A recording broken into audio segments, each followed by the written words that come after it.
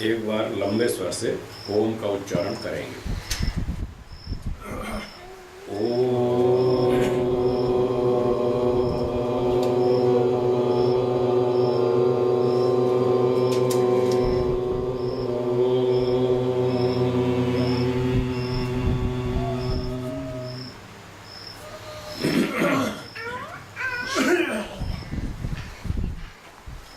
पांचवा सूत्र पूरा हो गया, अब छठा चलेगा।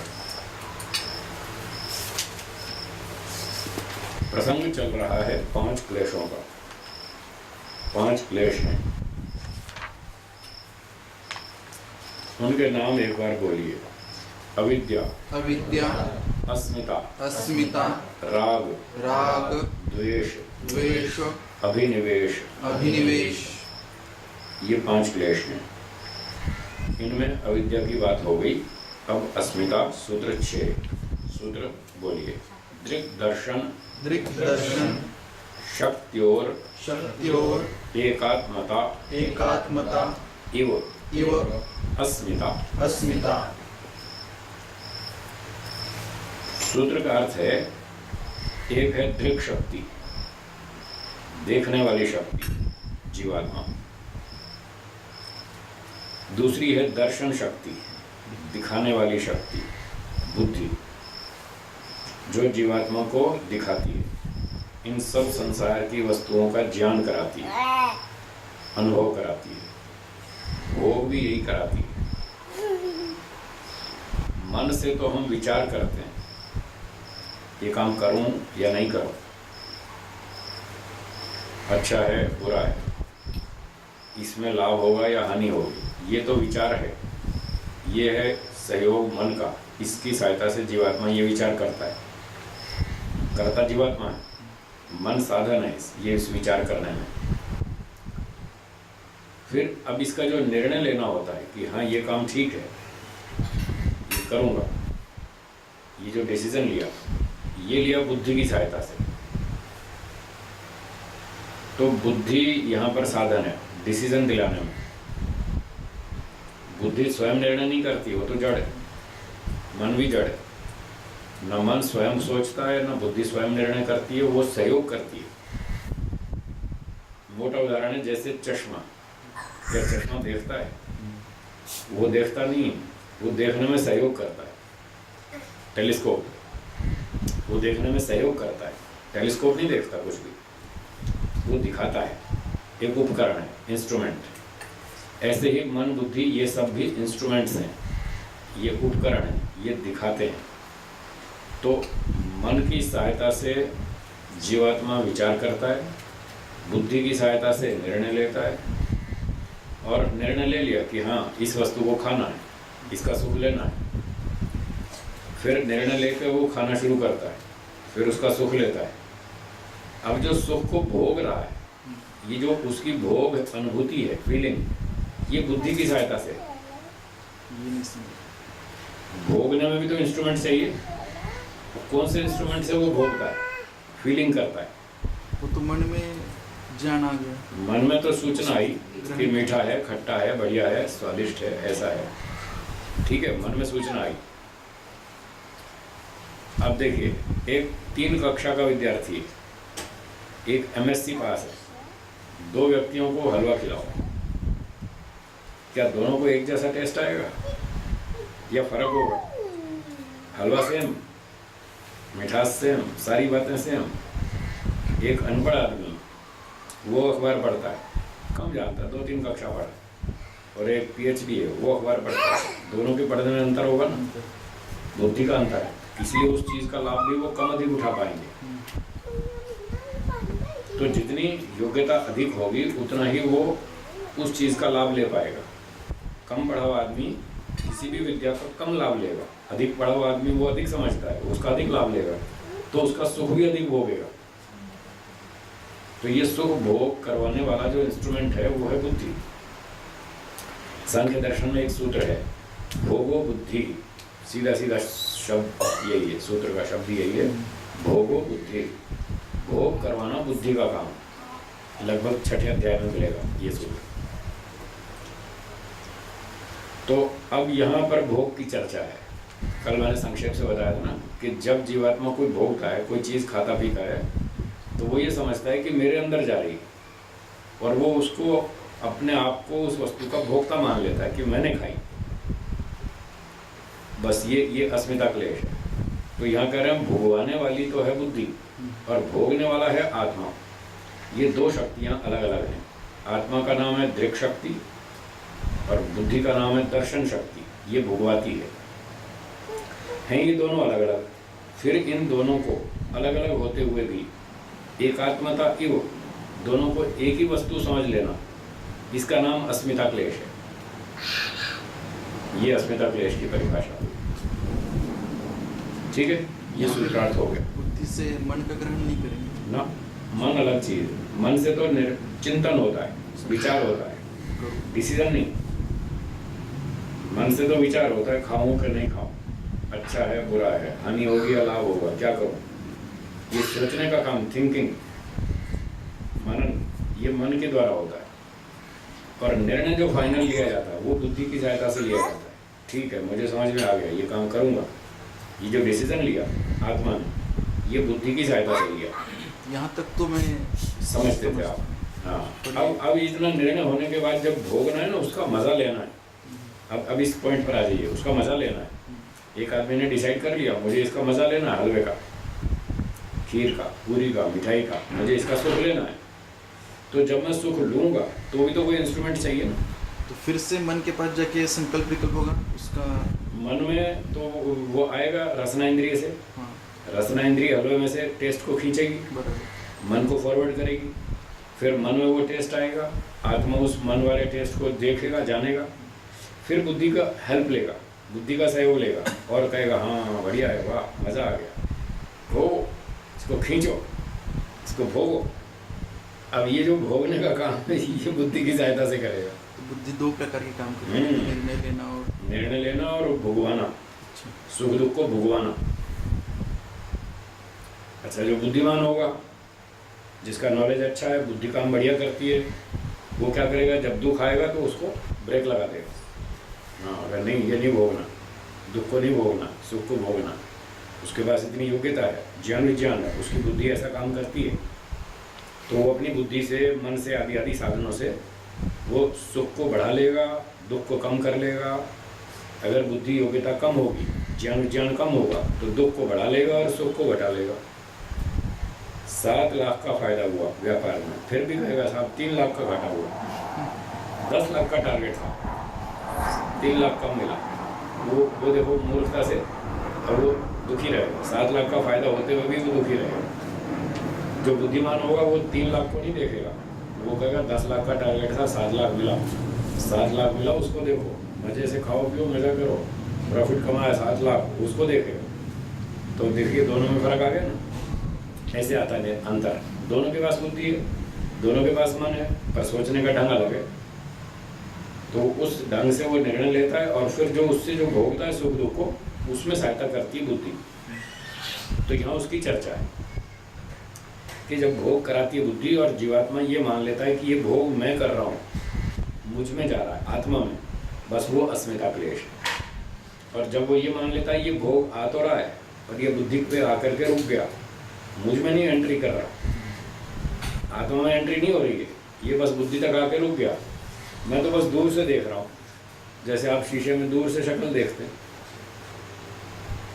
3 फीट 4 फीट दूर से आप शीशे में अपनी शक्ल देखते हैं, बस फीलिंग ही तो होती है, जानकारी होती है, इतना ही होता है। और वो शीशे वाली चीज़ आपके अंदर थोड़ी घुस जाती है, बस एक जानकारी होती है। तो जो भी जीवात्मा का भोग है, ये प्राकृतिक वस्तुओं का, वो पैसे कमा रहा है, सोना चांदी मकान मोटर गाड़ी संपत्तियां जमा कर रहा है, वो क्या समझ रहा है कि मैं इन चीज़ों को भोग रहा हूँ। भयंकर अविद्या है, भयंकर अविद्या। वो कुछ नहीं भोग रहा, सिर्फ उसको इन्फॉर्मेशन मिल रही है, जानकारी मिल रही है, हाँ मेरे खाते में इतने पैसे आ गए, बस इतना ही। अब वो आत्मा में तो घुसने नहीं। फिर चाहे मेरे खाते में हो, चाहे आपके खाते में हो, किसी के खाते में पड़े, वहीं पड़े रहेंगे, मुझे उससे कोई फर्क पड़ता नहीं। पर फिर भी व्यक्ति अविद्या के कारण उसके पीछे राग द्वेष पैदा होता है, और छीना झपटी मारा मारी सारे पाप करता है। वो इसीलिए करता है कि उसको इस बेचारे को भ्रांति है तो ये सबके सब क्लेश एक तरह का मिथ्या ज्ञान ही है, गड़बड़ ही है। बस समझाने के लिए उनके 5 भाग कर दिए, थोड़ा सा एंगल चेंज कर दिया, दृष्टिकोण बदल दिया और उनके नाम अलग अलग रख दिए। तो खास तौर से पर्टिकुलरली जब बुद्धि और आत्मा को हम एक वस्तु मान लेंगे तो इसका नाम अस्मिता क्लेश होगा। ये इस सूत्र का अर्थ हुआ। ठीक हो गया। तो ये भोगवाने का जो साधन है वो है बुद्धि, ये भोगवाती है हमको। अब भाष्य पढ़ते हैं।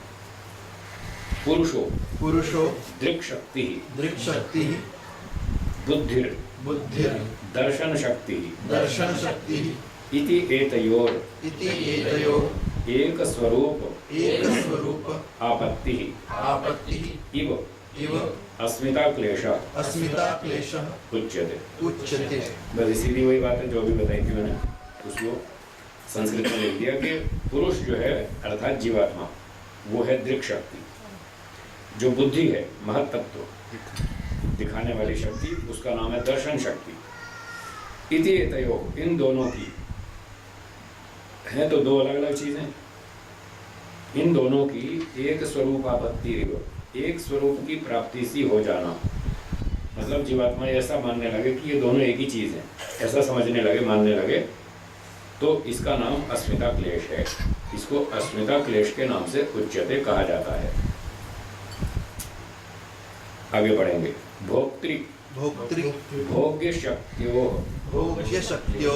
अत्यंत विभक्तयोः अत्यंत असंकीर्णयोः अविभाग प्राप्तौ इव सत्याम भोग कल्पते।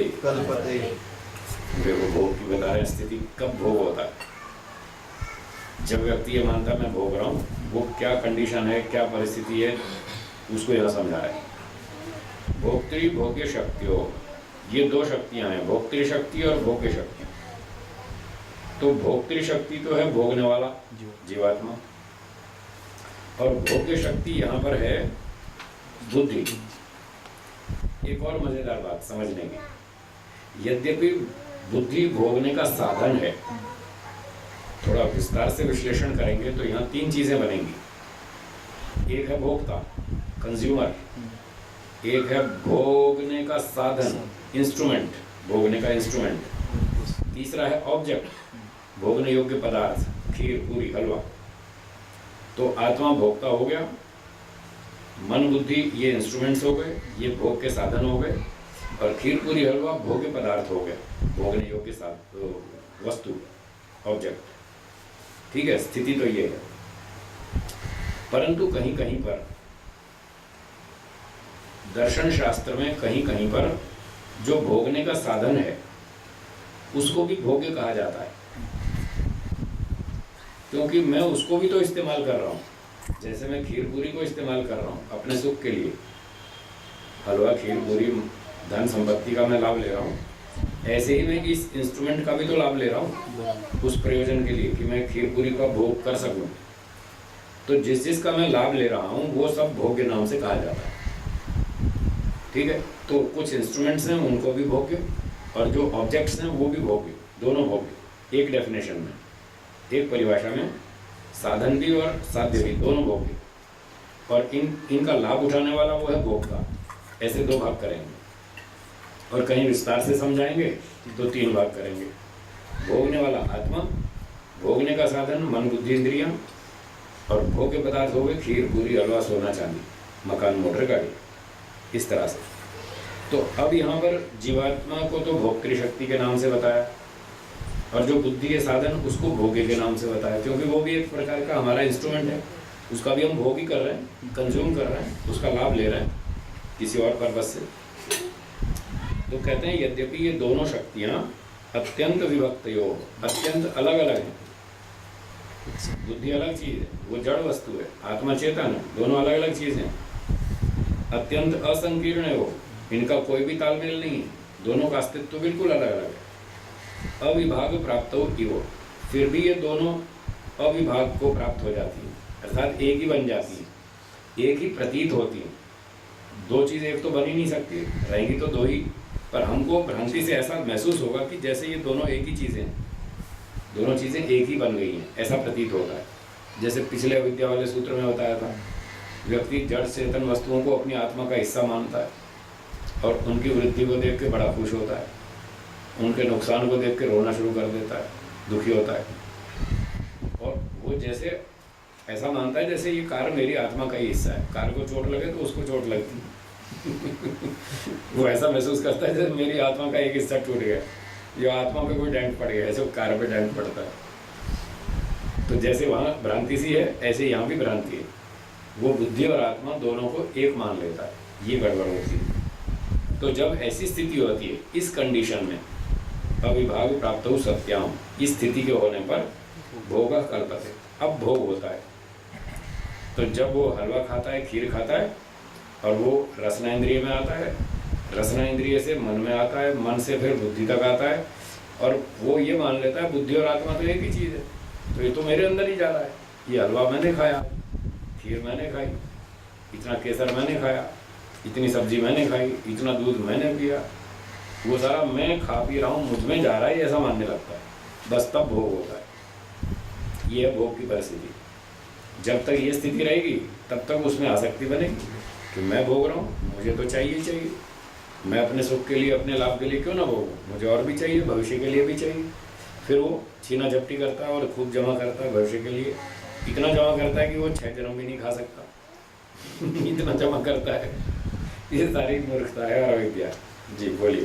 तो जो चरमदेही होगा, हाँ, तो उसका तो अभी पूरा अपवर्ग तो नहीं हुआ। हाँ, तो फिर उसका आगे पढ़िए, उसको आगे बता रहा है। वो जो भोग नहीं करता उसकी क्या स्थिति होती है, वो अगली पंक्ति में पढ़िए। स्वरूप स्वरूप प्रतिलंभेतु प्रतिलंभेतु तयो तयोः कैवल्यमेव कैवल्यमेव भवति भवति कुतो भोगैति। कुतो भोगैति। फिर भोग कैसे हो सकता है, उसको समझ में आ गई कि ये खीर, पूरी, हलवा, मिठाई बस शरीर तक रहेगा, इंद्रियों तक रहेगा, मन तक रहेगा, बुद्धि तक रहेगा, आत्मा में तो घुसता ही नहीं, आत्मा में तो जाना ही नहीं। तो अब वो कैसे मानेगा कि मैं भोग रहा हूँ? मैं कहाँ भोग रहा हूँ?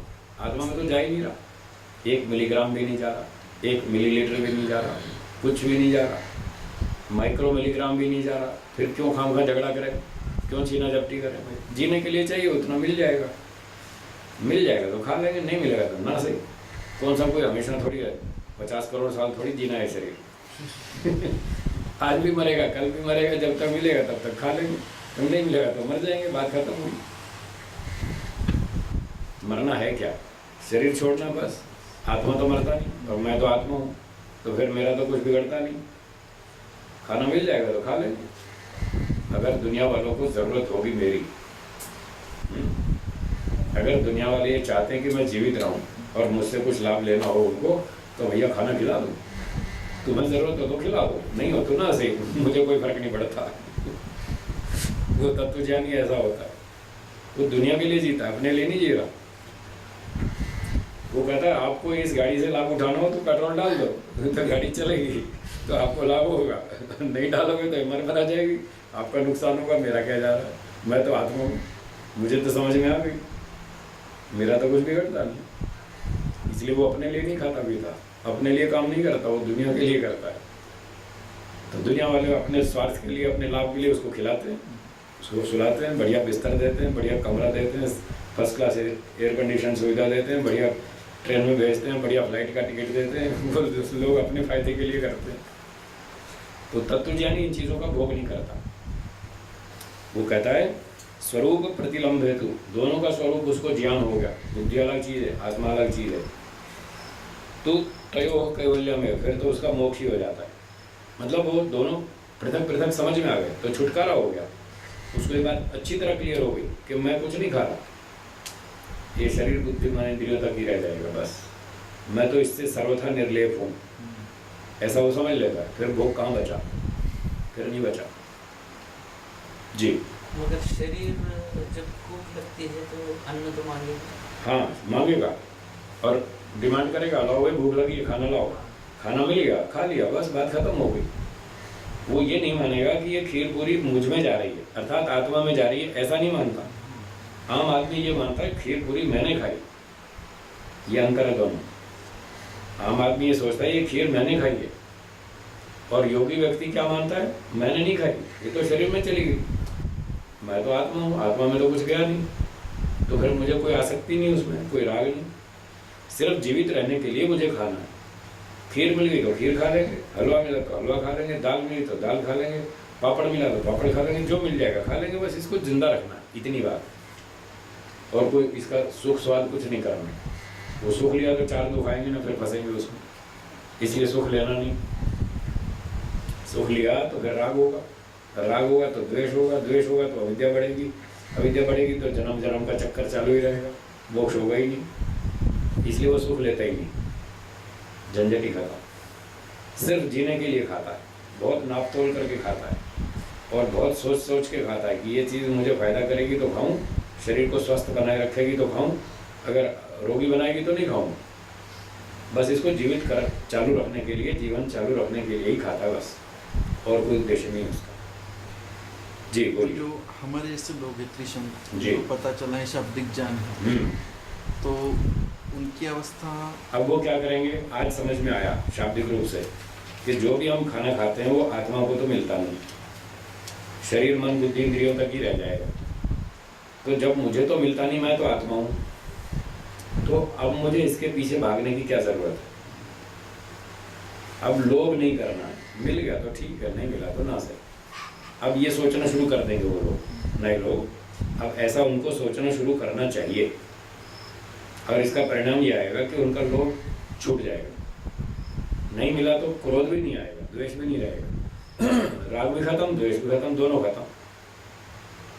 ये लाभ होगा अगर चिंतन करेंगे, रोज दोहराएंगे इस बात को, तो धीरे धीरे धीरे ये परिणाम आना शुरू हो जाएगा और उनका भी तत्व ज्ञान बढ़ता जाएगा, अविद्या घटती जाएगी, अस्मिता क्लेश घटता जाएगा, राग द्वेष घटता जाएगा, शांति से जिएंगे। मिल गया तो ठीक है, नहीं मिला तो कोई बात नहीं, चलेगा, ऐसे बढ़ेगा, ये सोचना।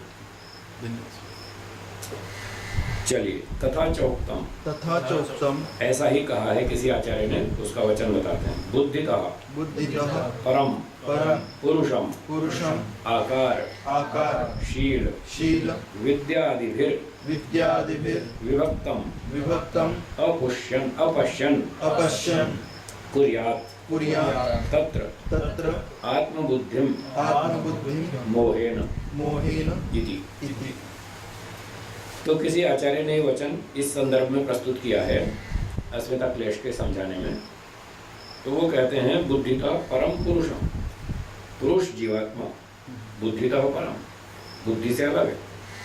वास्तव में पुरुष अलग है, आत्मा अलग है, बुद्धि अलग है, पुरुष चेतन है, बुद्धि जड़ है।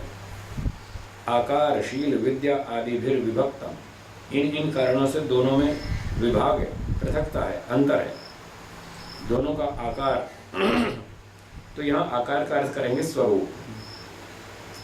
जीवात्मा तो है निराकार, उसका आकार तो है नहीं, इसलिए यहाँ आकार शब्द इस बात के लिए है कि दोनों का स्वरूप भिन्न भिन्न है, एक जड़ है, एक चेतन है। ठीक है। फिर शील, शील माने स्वभाव। स्वभाव क्या है? स्वभाव यह है कि आत्मा नित्य है और बुद्धि अनित्य है। बुद्धि भी पैदा हुई है, बनाई गई है, और जब प्रलय होगी तब बुद्धि भी नष्ट हो जाएगी, टूट जाएगी। सृष्टि के आरंभ में बुद्धि बनाई जाती है और प्रलय के समय टूट जाती है, तो इसलिए ये है अनित्य, जबकि जीवात्मा है नित्य। तो ये स्वभाव में भी अंतर है। फिर विद्या आदि भी, अच्छा जीवात्मा चेतन है और बुद्धि जड़ है, तो ये विद्या मतलब ज्ञान का भी अंतर है दोनों में, एक ज्ञानवान है, एक बिना ज्ञान वाला है। ऐसे इन कारणों से इनमें भिन्नता है।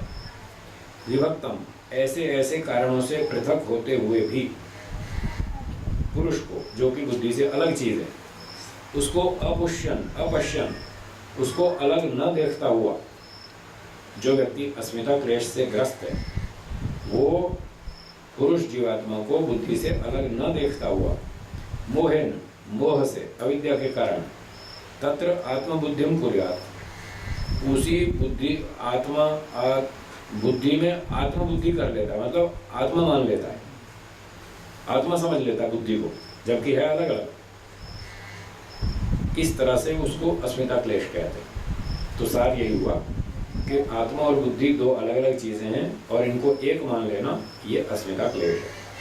अब ये ऐसा क्लेश है, इसकी उपस्थिति में जीवात्मा ये मानता है मैं भोगता हूँ, मैं खा रहा हूँ, आई एम कंज्यूमर, मैं सब चीज़ें भोग रहा हूँ, जबकि भोग कुछ नहीं रहा, सिर्फ इंफॉर्मेशन हो रही है, सिर्फ जानकारी हो रही है और उस जानकारी से कोई फर्क नहीं पड़ता। आत्मा का मूल स्वरूप तो वैसा ही रहने वाला,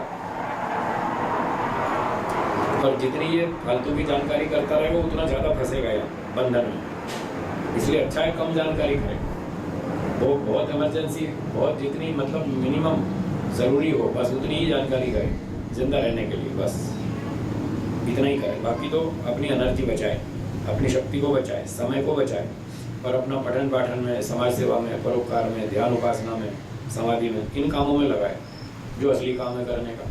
वो करते नहीं लोग, बस सारा दिन ऐसे खाने पीने में, पैसे कमाने में बिगाड़ते थे, वो इस समय का कोई लाभ ही नहीं उठाते। जो असली काम करना था वो तो किया ही नहीं, वो हर बार ऐसे ही रह जाता।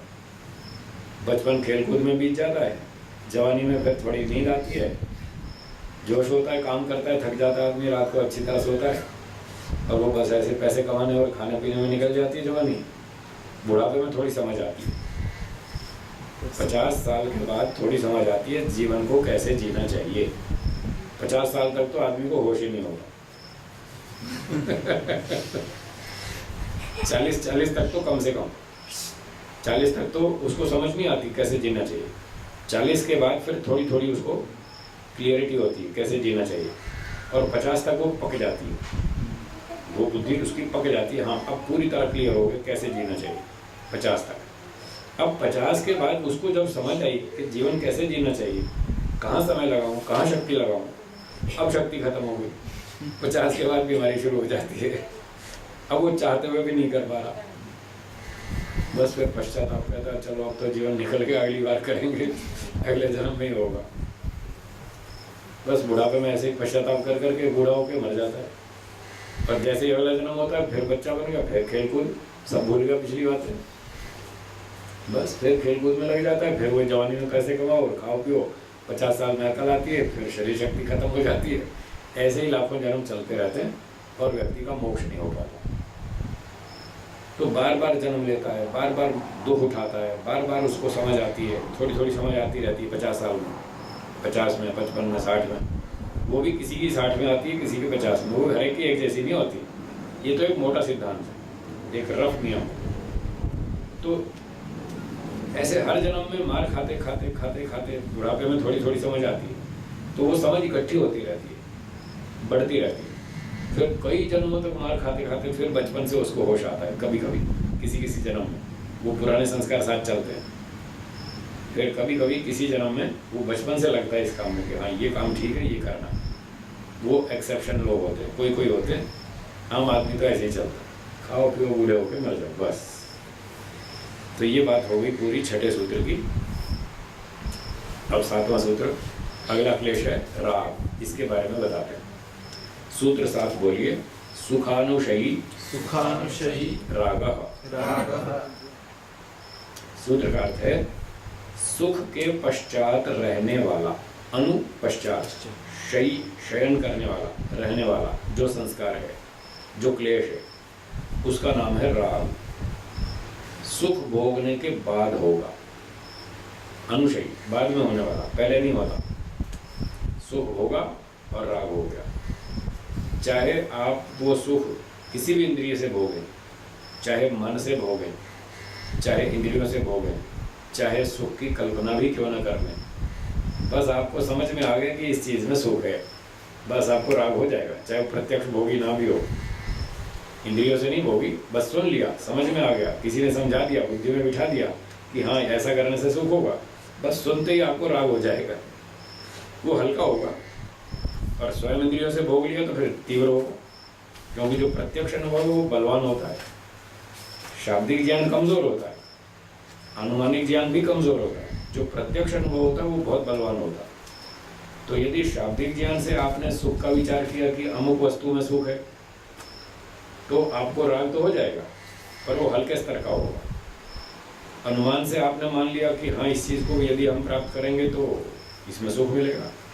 जैसे कई लोग सोचते हैं कि भाई हम पॉलिटिक्स में जाएं, ये पॉलिटिक्स वाले पॉलिटिशियन लोग, ये मंत्री मिनिस्टर लोग कार में आते हैं, फर्स्ट क्लास लाल बत्ती वाली गाड़ी होती है, आगे पीछे इनके 5-5 गाड़ियाँ चलती हैं, उसमें पुलिस वालों की भी होती है, मेडिकल भी, डॉक्टर्स की भी होती है, और कमांडोज भी होते हैं, और ब्लैक कैट कमांडो भी होते हैं, सब बढ़िया सुरक्षा होती है, लोग सैल्यूट मारते हैं, पुलिस वाले ट्रैफिक पुलिस वाले भी रास्ता खाली कर देते हैं, चलो भाई चलो, मंत्री जी आ रहे हैं, इनको जाने दो।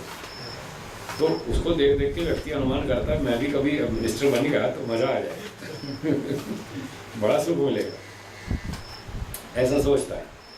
तो वो अनुमान करता है, इसमें भी उसको राग होता है। और अगर कोई साक्षात बन ही गया हो मंत्री, उसने तो प्रत्यक्ष भोग के देख लिया सुख, उसको जब मंत्री पद से हटाते हैं तब देखना कितना दुख होता है कोई छोड़ना नहीं चाहता, पर बेचारे को बहुत दुख होता है, वो छूट जाता है, क्या करे, हमेशा तो कोई रह नहीं सकता मंत्री। तो जो प्रत्यक्ष सुख भोग लेता है तो उसका राग तीव्र होता है, वो बहुत दुख देता है। तो इस तरह से ये राग एक क्लेश है जो सुख भोगने के बाद होता है। सुख आप चाहे शाब्दिक रूप से भोगो, अनुमानिक रूप से भोगो, या प्रात्यक्षिक रूप से भोगो, चाहे कल्पना भी क्यों ना कर लो, सुख की कल्पना भी कर ली तो भी राग हो जाएगा। ये आपने कल्पना कर ली, शायद वो सिद्ध हो भी नहीं पाए, मान लो सारे जीवन में भी, तो भी आपने कल्पना कर ली। क्या कर ली? एक सपना देखा कि मैं कभी भारत का प्रधानमंत्री बन जाऊं तो मज़ा आ जाए, कभी भारत का प्रधानमंत्री बन गया तो बस फिर मज़ा आ जाएगा। अब ये सिर्फ कल्पना है, शायद आपके जीवन में सिद्ध नहीं हो पाएगी, आपकी रुचि भी नहीं, कोई लक्ष्य भी नहीं, कोई योजना भी नहीं, कोई विचार भी नहीं, फिर भी किसी ने कह दिया और आपने एक सपना सा देख लिया, कल्पना कर ली कि अगर मैं प्रधानमंत्री बन जाऊँ तो देश का भला कर दूँ। तो ऐसा भी यदि सोच लिया तो भी उसमें थोड़ा सा राग हो जाएगा, पर वो बहुत हल्का होगा, काल्पनिक है। कल्पना से आपने उसका सुख ले लिया, बहुत हल्का सा राग होगा, हो तो जाएगा। इसलिए सूत्रकार ने कहा सुखानुशयी रागा, सुख भोगने के पश्चात जो क्लेश उत्पन्न होता है उसको राग कहते हैं। एक व्यक्ति ने पूछा कि ये सुख के बाद राग हो गया तो ये तो सुख ही भोग रहा है, इसमें दुख कहाँ है? क्लेश में तो दुख होता है, क्लेश का तो मतलब ये दुख देने वाला, तो ये तो सुख भोग रहे हो तो यहाँ दुख की तो कोई चर्चा ही नहीं, फिर इसको क्लेश क्यों कह रहा है? इसका उत्तर ये है कि जिस समय सुख हो रहा है, खाने से, पीने से, देखने से, घूमने से, फिरने से, किसी भी चीज से जिस समय सुख हो रहा है वो तो हम सुख भोग रहे हैं, ये तो ठीक हो गया। पर सूत्रकार कह रहा है सुख भोगने के पश्चात, उसके पश्चात जो संस्कार बनता है मन पर, जो उसमें अटैचमेंट बनती है, जो आसक्ति बनती है, उसका नाम राग है। और ये आपको दुख देगा। कब देगा? जब वो सुख दोबारा आपको नहीं मिलेगा, तब ये दुख देगा। जिस वस्तु का आपने सुख भोगा, अभी तो मिल रहा है, अभी तो आप सुखी हैं। जिस दिन नहीं मिलेगा, कोई छीन ले जाएगा, कोई तोड़ फोड़ देगा, कोई बिगाड़ देगा, कोई नष्ट कर देगा, उस दिन पता चलेगा ये आपको राग कितना दुख देता। इसलिए व्यापार में जिन व्यापारियों को नुकसान होता है पैसे का, तब देखना कितना सुखी होते हैं। अब पैसा चला गया ना, दुखी हो गए। किसी ने झूठा आरोप लगा दिया, अपमान कर दिया, बदनाम कर दिया, अब दुख होगा। वो सुख नहीं मिल रहा प्रशंसा वाला, आज तो बदनामी का दुख भोगना पड़ रहा है। जी बोलिए। यही प्रश्न मैं पूछने वाला था। तो अभी जो ये राग के कारण दुख हो रहा है या द्वेष जिसने छीन लिया, हाँ वो अलग है। वो कैसे? वो अलग है, दोनों में डिफरेंस है। अंतर क्या है?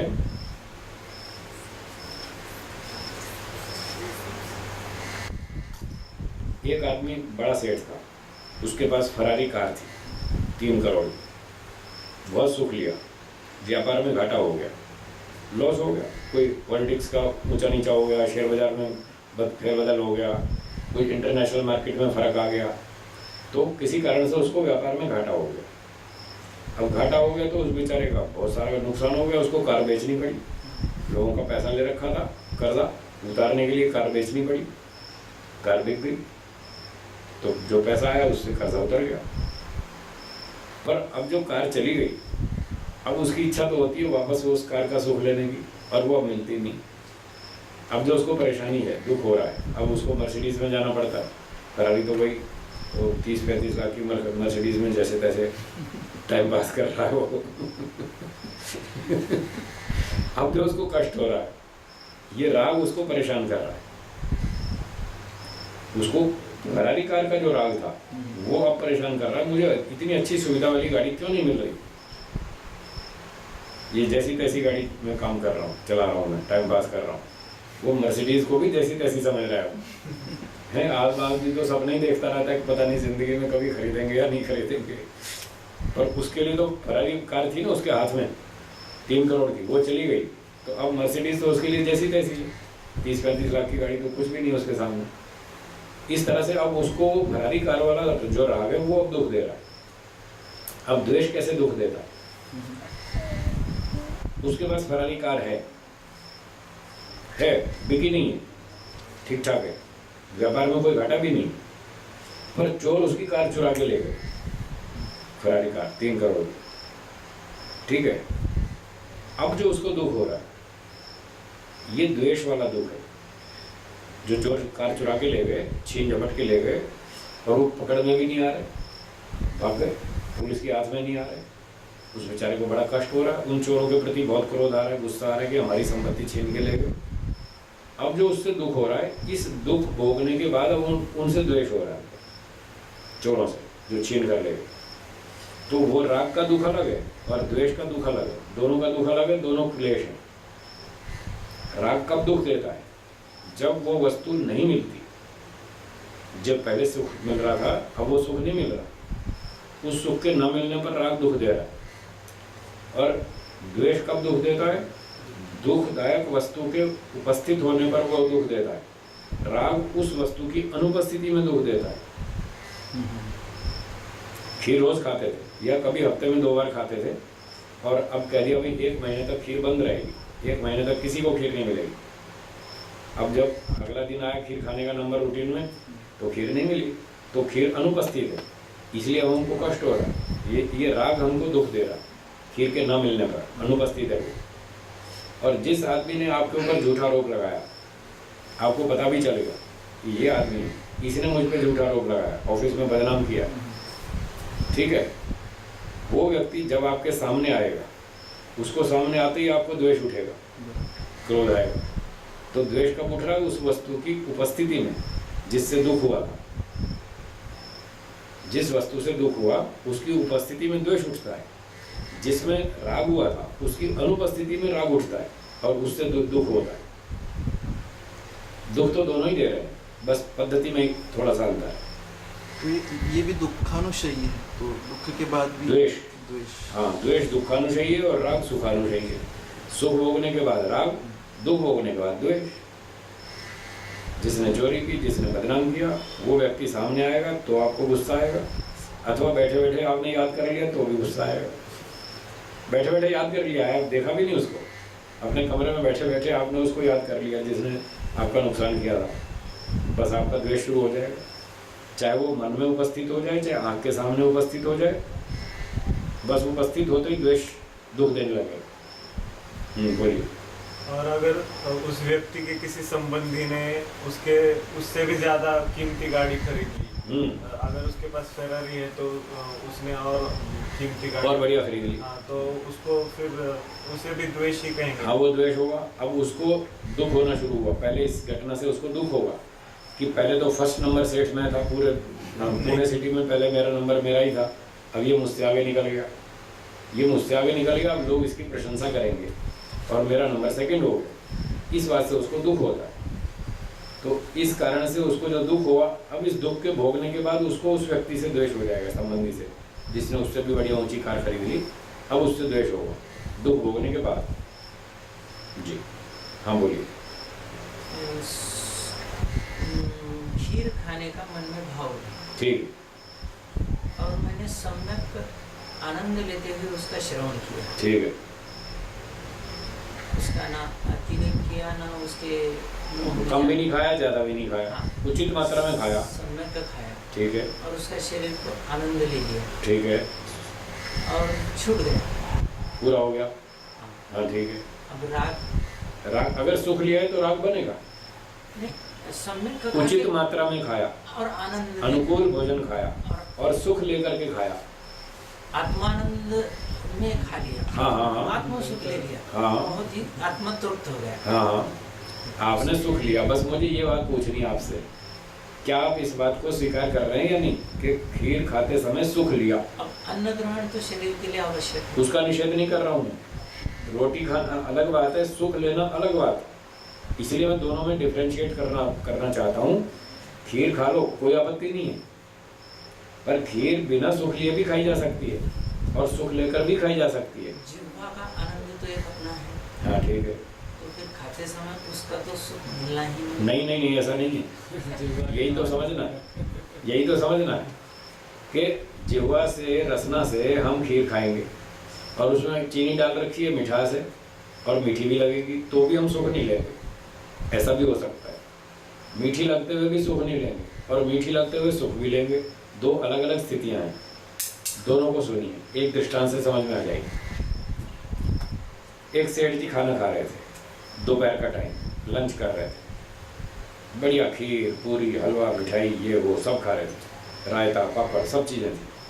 बड़ा सुख ले लेकर के खा रहे थे और आधा भोजन खा चुके, अच्छा मज़ा लेकर, सुख लेकर के खाया।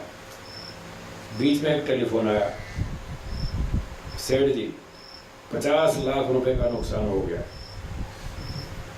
जो माल आपने समुद्री जहाज से भेजा था विदेश में, वो डूब गया और बीमा भी नहीं कराया था, वापस कुछ नहीं मिलेगा, पूरा 50 लाख डूब गया।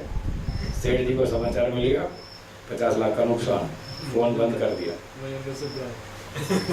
अब जो भोजन खा रहे थे, आधा खा चुके थे, आधा बाकी है। अब जो भोजन खाएंगे ये समाचार सुनने के बाद, अब वो उतना सुख ले पाएंगे जितना पहले ले रहे थे? अब नहीं ले पाएंगे ना। देखो, अब बिना सुख लिए खा रहे और खाना वही है, खाना चेंज नहीं किया, खाना बदला नहीं है, वही खीर खा रहे हैं, वही हलवा खा रहे हैं। अब सारा सुख गायब हो गया।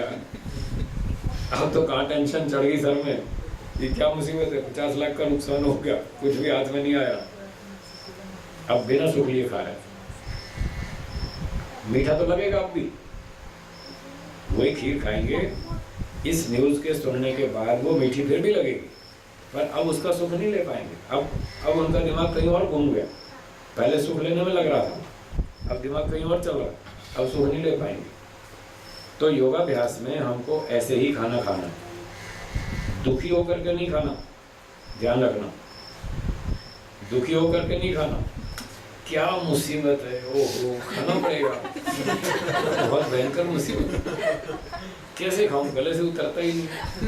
ऐसे नहीं खाना, खाना है प्रेम से खाना है। जो भोजन आएगा खाएंगे, बस खा लेंगे, जीने के लिए खा लेंगे। जैसे कार में पेट्रोल डालते हैं, जब कार में पेट्रोल डालते हैं तब खुशी होती है क्या? नहीं होती ना। एक मजबूरी है, कार में पेट्रोल डालना ही पड़ेगा, नहीं तो चलेगी नहीं। जैसे वहाँ खुशी नहीं होती, कोई सुख नहीं मिलता कार में पेट्रोल डालने में, ऐसे ही भोजन को पेट्रोल समझ के डाल देंगे शरीर में, कोई खुशी नहीं हो रही। एक फ्यूल है, डालना है, इसके बिना चलेगा नहीं। तो बिना सुख लिए भी खाया जा सकता है, अभ्यास करना पड़ेगा। शुरू में बड़ा कठिन लगेगा। हमको आज से 32 साल 34 साल पहले गुरुजी ने बताई ये बात। जब हम उनके संपर्क में गए तो शुरू में गुरुजी कहते थे, मैं बादाम खाता हूँ और सुख नहीं लेता। हमने कहा गुरुजी हमारी समझ में नहीं आई। आप क्या बोल रहे हैं, हमारी समझ में नहीं आई। आप बादाम खाते हैं और सुख नहीं लेते, कैसे हो सकता है? हमारी भी समझ में नहीं आई। आप खीर खाते हैं और कहते हैं मैं सुख नहीं लेता, हमारी समझ में नहीं आई। ऐसे वो बताते थे, तो हमको नहीं आती थी समझ में।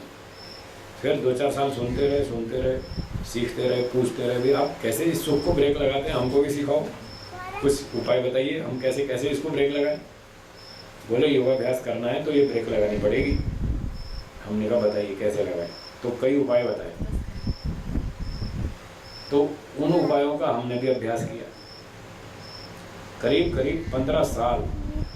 15 वर्ष तक जम के मेहनत की, इससे टक्कर ली कि सुख नहीं लेना है, खीर खानी है सुख नहीं लेना है, हलवा खाना है सुख नहीं लेना, बादाम खाना है सुख नहीं लेना, घी खाना है सुख नहीं लेना, दूध पीना है सुख नहीं लेना। खूब 15 साल मेहनत की, मन से उसका विरोध किया, नहीं लेना। 15 साल में जाकर के कुछ सफलता मिली कि हाँ अब हम बिना सुख लिए हम भी सीख गए खाना, अब हम बिना सुख लिए खा लेते हैं। 15 साल मेहनत की, तब जाके बात बनी। तो उसमें एक उपाय ये था कि मन से विरोध करो, खाने से पहले ही सुबह से ही तैयारी करो। आज दोपहर में खीर मिलेगी, पता है गुरुवार को खीर बनती है और संडे को हलवा बनता है, पता है, रूटीन में नियम बना रखा है। तो आज गुरुवार है, पता चल गया, तो दोपहर में खीर बनेगी। तो सुबह से ही 8-9 बजे से तैयारी शुरू कर देते थे कि खीर मिलेगी 12 बजे, सुख नहीं है। पर सुख नहीं लेना। उसकी 3 घंटे तैयारी करते थे, और जब खीर आती थी सामने तो खा लेते थे और मन को वहाँ से हटा लेते थे कि सुख नहीं लेना, बस अंदर डाल लो, शरीर की शक्ति के लिए खा लो, कोई बात नहीं। ऐसे 15 साल मेहनत की, ये एक उपाय था। दूसरा उपाय ये था, गुरुजी ने बताया कि फरमाइश मत करो, फरमाइश मत करो। यदि आप फरमाइश करते हैं तो क्या मतलब, आप सुख लेना चाहते हैं, अभी तो कह रहे हैं आज पनीर के पकौड़े बनाओ, आज समोसे मंगाओ, आज कचौड़ी मंगाओ, आज पालक पनीर बनाओ, आज राजमा बनाओ, आज चावल बनाओ, आज कढ़ी बनाओ, आज ये फलानी आइटम, काहे की फरमाइश। शक्कर कम भी है, फर्क नहीं। कोई फर्क नहीं है। हाँ, कम है शक्कर और पेट में रोग हो जाएगा, गैस बन जाएगी, पेट फूल जाएगा, तो शक्कर ऊपर से डाल लो, उसमें मनाही नहीं, रोगी नहीं होना, रोगी नहीं होना। दाल में नमक कम है और बिना नमक की दाल खाएंगे पेट फूल जाएगा, भोजन पचेगा नहीं, कॉन्स्टिपेशन हो जाएगी, कब्जी हो जाएगी, गैस सर पे चढ़ जाएगी, नींद नहीं आएगी। अगर ऐसा होता हो तो नमक डाल के खा लो, कोई आपत्ति नहीं। वो स्वास्थ्य के लिए खा रहे हैं हम, सुख लेने के लिए नहीं। खीर जली हुई है और उसकी सिर्फ दुर्गंध है उसमें। हाँ। खीर है और नुकसान नहीं कर रही, हाँ, सिर्फ खाते थोड़ा सा स्मेल आ रही, स्मेल आ रही है और वो तकलीफ दे रही। हाँ, अच्छी नहीं लग रही, हाँ, लेकिन वो स्वास्थ्य के लिए हानिकारक नहीं है, मान लिया, थोड़ी सी स्मेल आ रही बस, तो खा सकते हैं, कोई समस्या नहीं। कभी दाल में नमक कम है, खा लेंगे, कोई समस्या नहीं। टेस्ट के लिए नहीं खाना है, स्वास्थ्य के लिए खाना है। वो वस्तु स्वास्थ्य को बिगाड़ने वाली ना हो, बस इतनी शर्त है। थोड़ा ऊंचा नीचा हो, कोई बात नहीं, कभी दाल में नमक कम होगा तो भी चल जाएगा, थोड़ा ज़्यादा पड़ गया तो भी चल जाएगा। मान लो इतना ज़्यादा हो गया, खाया ही नहीं जा रहा, तो थोड़ा उसमें घी डाल लेंगे, थोड़ी दही डाल लेंगे, कुछ और चीज़ मिक्स कर लेंगे ताकि खा जाए। उससे एलर्जी नहीं करेंगे, उसको गाली नहीं देंगे, उसको उठा के फेंक नहीं देंगे, उस पर गुस्सा नहीं करेंगे, उससे द्वेष नहीं करेंगे, पकाने वाले से झगड़ा नहीं करेंगे। क्या तुम्हारा दिमाग खराब है, तुम्हें 20 सालों में रोटी बनाते आज तक इतना नहीं समझ में आया कि नमक कैसे डालते हैं। ऐसे झगड़ा नहीं करेंगे, कोई बात नहीं, नमक डल गया तो क्या हो गया, थोड़ी दही डाल लो, बात बराबर होगी, बैलेंस हो जाएगा। तो दुखी नहीं होना, जैसा भी मिले भोजन खुश होकर के खा लेना है। खुश होने का मतलब आसानी से, चुपचाप, प्रेम से खा लेना, आसक्ति नहीं, सुख नहीं लेना। तो एक उपाय ये बताया कि उसकी फरमाइश मत करो, जो मिल गया चुपचाप खा लो, जैसा मिल गया ठीक है, खा लो, आज जो भी मिला प्रसन्नता से भगवान का प्रसाद मान के खा लो। ये एक उपाय था। तीसरा उपाय ये था कि कभी कभी उस चीज़ को खाना बंद करो, कुछ दिन के लिए, 1 महीने के लिए घी बंद। व्यायाम करेंगे, दंड बैठक लगाएंगे, जो रूटीन में लगाते हैं, रोज़ जैसी लगाते हैं वैसे ही लगाएंगे। और ऊपर से सब्जी में ऊपर से घी डाल के खाते थे हम, आज से 25-30 साल पहले, जब हम पढ़ते थे और व्यायाम करते थे और दंड बैठक लगाते थे, तो अपना घी का डिब्बा रखते थे साथ, गुरुकुलों में जब पढ़ते थे, तो 1-1 महीने के प्रयोग करते थे हम कि दंड बैठक पूरे लगाएंगे और जो ऊपर से घी डालते हैं 30 ग्राम 40 ग्राम दाल सब्जी में, 1 महीने तक ऊपर से घी नहीं डालेंगे, और जो दाल में छोंक में लगता है बस उतना ही, और फिर देखते हैं कैसा लगता है, जीवन ठीक से चलता है कि नहीं, कष्ट तो नहीं होता, खराब तो नहीं लगता कि आजकल घी नहीं मिल रहा, कहीं परेशानी तो नहीं हो रही। ऐसे प्रयोग करते थे। घी है हमारे पास, हम खा सकते हैं, पर जानबूझ के बंद कर रखा है, नहीं खाएंगे, तो अपना परीक्षण करने के लिए कि हमें घी खाने में राग तो नहीं, उसमें आसक्ति तो नहीं, इसके बिना हमें कैसा लगता है। तो ऐसे कई प्रयोग किए। एक बार घी बंद कर दिया, अगले महीने दूध बंद कर दिया, 1 महीने तक दूध नहीं पीना, सुबह भी नहीं, रात को भी नहीं, और दाल रोटी सब्जी जो मिलेगा खाएंगे, दूध नहीं पीना, और अपना परीक्षण करना है कि क्या बिना दूध के जी सकते हैं या नहीं, कष्ट तो नहीं होता। एक बार मिठाई का नियम लिया, 2 महीने तक मिठाई नहीं खानी, चीनी और चीनी से बनी कोई चीज़ नहीं खाएंगे, 2 महीने तक का संकल्प लिया, बहुत अच्छा चला। हमें तो बड़ा कॉन्फिडेंस आया कि वाह, हम मन को जीत सकते हैं, हम इंद्रियों को जीत सकते हैं, हम बिना स्वाद लिए खा सकते हैं, खूब आसानी से जी सकते हैं, बहुत कॉन्फिडेंस आया। इतना उत्साह बढ़ा, हमने 1 महीना और बढ़ा दिया, 2 महीने का था, 3 महीना कर दिया, अभी 1 महीना और नहीं खाएंगे, वो भी अच्छी तरह निकला, फिर और उत्साह बढ़ गया। तो हम बढ़ाते गए 8 महीने तक इसका पालन किया। चीनी और चीनी से बनी कोई चीज़ नहीं खाई। फिर शरीर की मिठास पूर्ति के लिए कहीं थोड़ा थोड़ा गुड़ कभी कभी खा लेते थे, ताकि उसका पोषण ठीक बनता रहे शरीर का। पर चीनी का संकल्प था, चीनी नहीं खानी और चीनी से बनी कोई मिठाई नहीं खानी, खीर हलवा कुछ भी नहीं। किसी भी परिवार में जाते थे, वो खीर हलवा बनाते थे, हम खाते नहीं। तो खिलाने वाले तंग आ गए, गुरुजी बहुत हो गया नियम, अब शुरू करो बहुत होगी तपस्या, बंद करो इसको, हमारी इच्छा है खीर खिलाने की, आप खाते नहीं। तो हम कहते थे खिलानी है तो गुड़ वाली खिलाओ। अब गुड़ वाली वो ढंग की बने नहीं उनसे, तो बोले हमसे नहीं बनती, हम तो चीनी वाली बनाएंगे। तो हमने कहा चलो ठीक है, अब शुरू करते हैं, 8 महीना हो गया, बहुत हो गया। तो ये एक उपाय था कि कभी कभी उस चीज़ को बंद कर दिया जाए और फिर देखो अपना परीक्षण करके कि उसके बिना जी सकते हैं या नहीं। ऐसे कितने ही वर्षों तक ये प्रयोग किए और कर करके फिर अच्छी तरह समझ में आई कि हाँ बहुत आराम से जी सकते हैं। तो तब के बाद बहुत सुखी हो गए और आज 30-32 साल हो गए, हमने नियम बना रखा है फरमाइश नहीं करनी और कभी नहीं की। अच्छे अच्छे परिवारों में जाते हैं, लोग पूछते हैं गुरुजी आपकी फेवरेट आइटम बताइए, जो आपकी फेवरेट आइटम हो वो बनाएंगे, जो आपको पसंद हो वो बताइए। तो हमने कभी नहीं बताई, हम कहते हैं दाल रोटी खाएंगे सादी, जो आप खाते हैं वो हम खाएंगे, कोई फेवरेट आइटम नहीं है, बस सादा भोजन शरीर के लिए वही अच्छा होता है, स्वास्थ्य के लिए अच्छा हो, पोषक हो, रोग नाशक हो, बस। ओम अन्नपते अन्नस्य, इस मंत्र में यही तो कहा है, पुष्टिकारक हो, रोग नाशक हो, बुद्धिवर्धक हो, स्वास्थ्यवर्धक हो, ऐसा भोजन खाओ। फालतू चटपटी चीजें खा खा के तो और रोगी होता है आदमी। हाँ जी बोलिए। जैसे भी खाने पीने पर नियंत्रण रखा, वैसे ही दूसरी चीजों पे, उन पे भी सब पर, ये तो एक उदाहरण है खाने पीने का। खाने पीने का है वैसे ही, ऐसे ही घूमने फिरने का, देखने का, सुनने का, जंगल में रहने का, सिटी में नहीं जाने का, कहीं घूमना नहीं, कहीं देखना नहीं, अपना काम करो, वैराग्य को बढ़ाओ, तत्व ज्ञान का चिंतन करो, सभी इंद्रियों पर कंट्रोल करो। सुनना भी है तो बस काम चलाने के लिए सुनना है, सुख लेने के लिए नहीं।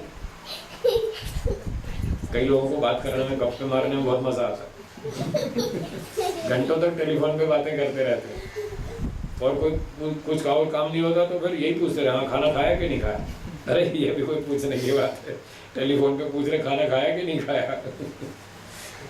और कई तो रसोई की बात शुरू कर देते हैं, अच्छा आज क्या बनाया है, अच्छा आज फलानी आइटम बनाई, अच्छा कैसे बनाई मुझे रेसिपी बताओ तो मैं भी सीख लूँ। अरे टेलीफोन इस काम के लिए, रेसिपी सीखने के लिए। तो वो गप्पे मारने में मजा आता है, वो नहीं लेना। किसी भी काम में मजा नहीं लेना, किसी भी इंद्रिय के प्रयोग करते समय उसका सुख नहीं लेना।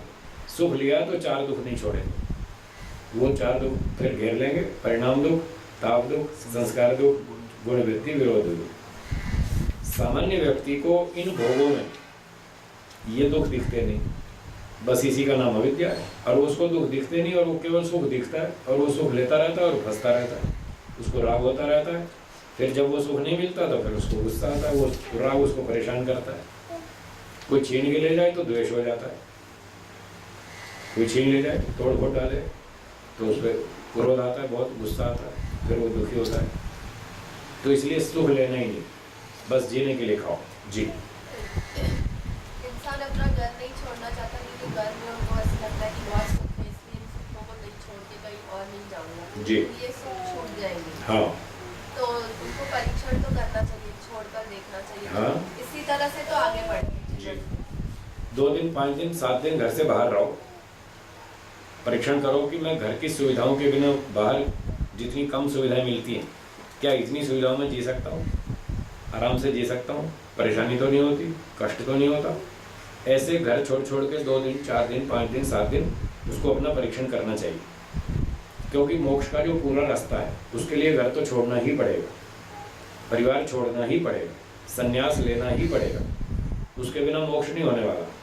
आप कहते साहब बड़ा कठिन है, हमारे बस का नहीं है, कोई बात नहीं, बैठे रहो घर, आपका राग नहीं छूटेगा, परिवार वालों से राग नहीं छूटेगा, राग बना रहेगा, वैराग्य नहीं होगा, मोक्ष होगा नहीं। फिर कहेंगे साहब इस जन्म में तो मुश्किल है, कोई बात नहीं, अगले जन्म में सही, छोड़ना तो पड़ेगा। चाहे अगले जन्म में छोड़ो या 10 जन्म बाद छोड़ो, छोड़ना तो पड़ेगा, उसके बिना मोक्ष नहीं होने वाला। घर छोड़ना पड़ेगा, परिवार छोड़ना पड़ेगा, संपत्ति छोड़नी पड़ेगी। अगर घर बैठे बैठे मोक्ष हो जाता तो महर्षि दयानंद घर क्यों छोड़ते, महात्मा बुद्ध घर क्यों छोड़ते, महावीर स्वामी घर क्यों छोड़ते, ये जितने संत महात्मा हुए ये अपना घर छोड़ के क्यों भागे, स्वामी शंकराचार्य क्यों घर छोड़े? तो शास्त्र का सिद्धांत है कि राग को छोड़ना पड़ेगा, द्वेष को छोड़ना पड़ेगा, और घर परिवार में रह करके राग छूटना बड़ा कठिन है। कठिन क्या, असंभव। कबीर नाम। हाँ, ये जो भी लोग थे, जितना भी इनका घर से संपर्क था उतना उतना इनको राग था, और जितना जितना घर से दूर थे उतना उतना इनको राग कम था।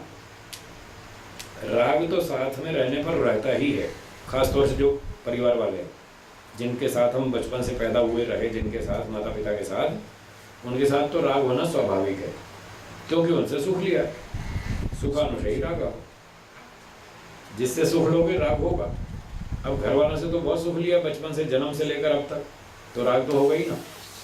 उस सारे राग को छोड़ना पड़ेगा, उस सारे राग से छूटना पड़ेगा, तब मोक्ष होगा, उसके बिना नहीं होगा। अब घर में रह के मोक्ष हो जाता तो हम भी अपने घर में रह लेते, हम क्यों छोड़कर भागो, हम भी छोड़ आए घर। हमारे घर में कोई समस्या थोड़ी थी, दुनिया वालों से बहुत अच्छा घर है हमारा, बहुत अच्छे अच्छे नियम हमारे घर में होते हैं पालन, 80-90 साल से चल रहे हैं।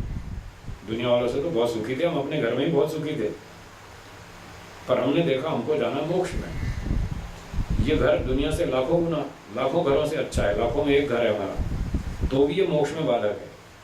मोक्ष के हिसाब से तो इसको भी छोड़ना पड़ेगा, इसलिए छोड़ दिया। और छोड़ने के बाद आज मुझे घर छोड़े 31 वर्ष हो गए, 31 साल हो। घर छोड़ने के बाद मुझे कभी ऐसा महसूस नहीं हुआ कि मैंने घर छोड़ के गलती की। और ये तो हुआ कि मेरी तो लॉटरी लगी, मैंने घर छोड़ा, मेरी तो लॉटरी लगी, बहुत अच्छा वो घर छूट गया, मेरी बहुत अच्छी प्रगति हुई घर छोड़ने के बाद। घर छोड़कर घर में रह करके नहीं हो सकती। जब मन में ये सारा वैराग्य भाव आ गया जी, अब घर में है या ना है? इसका उत्तर ये है कि जो वैराग्य भाव आया आपके घर में रहते हुए, अगर आप आगे भी घर में रहेंगे तो ये जितना आया है ना उतना वापस चला जाएगा, सब गायब हो जाएगा, ये टिकेगा नहीं। वो तो वैराग्य सच्चा आया ही नहीं। इसीलिए हम कहते हैं घर में सच्चा आता ही नहीं, वो थोड़ा थोड़ा ही आता है, उसी को बढ़ाने के लिए घर छोड़ना पड़ता है। समझे, घर छोड़ दिया और पूरा वैराग्य का पूरा मैंने साधना की जी, अब मेरे को समझ में आ गया जी। अब मैं वापस मुझे घर में भी छोड़ दो या रास्ते में भी छोड़ दो, तो अब घर में क्यों जाना चाहते हैं? अब क्यों जाना चाहते हैं? अगर मैं हूँ घर में तो भी मेरे को कुछ भाव नहीं। मेरा एक प्रश्न है, अब वापस घर में क्यों जाना चाहते हैं, उसका कारण बताइए। अब उसका मुझे राग नहीं रह गया। राग नहीं तो जाने का मतलब ही नहीं, यही तो सिद्ध विरोध कर रहा भी है। नहीं है। नहीं, यही तो आपका राग सिद्ध कर रहा है कि आप वापस घर जा रहे हैं। क्यों जा रहे हैं? विरोध भी नहीं है। नहीं नहीं नहीं, आप इस बात पर कंसंट्रेट कीजिए। आप वापस घर क्यों जाना चाहते हैं? जब आपको वैराग्य तो हो ही गया, घर से वैराग्य तो हो ही गया, परिवार के सदस्यों से भी हो गया, संपत्ति से भी वैराग्य हो गया। वैराग्य नहीं विरक्ति। अभी क्या है, वैराग्य आपको पकड़ में नहीं आया। वैराग्य है क्या? जब वैराग्य की परिभाषा समझ में आएगी ना तो आपका समाधान हो जाएगा। वैराग्य का मतलब क्या होता है? उसमें आसक्ति का न रहना। राग, आसक्ति, अटैचमेंट। वैराग्य राग नहीं, आसक्ति नहीं, अटैचमेंट नहीं, सब दुनिया एक जैसी। जैसे आपके घर के लोग हैं ऐसे ही सारी दुनिया के, ये भी मनुष्य हैं, ये भी मनुष्य हैं, ये भी मनुष्य हैं, घर वाले भी मनुष्य हैं। आप अपने ही घर में क्यों जाना चाहते हैं? इनके घर में क्यों नहीं जाते? उनके घर में क्यों नहीं जाते?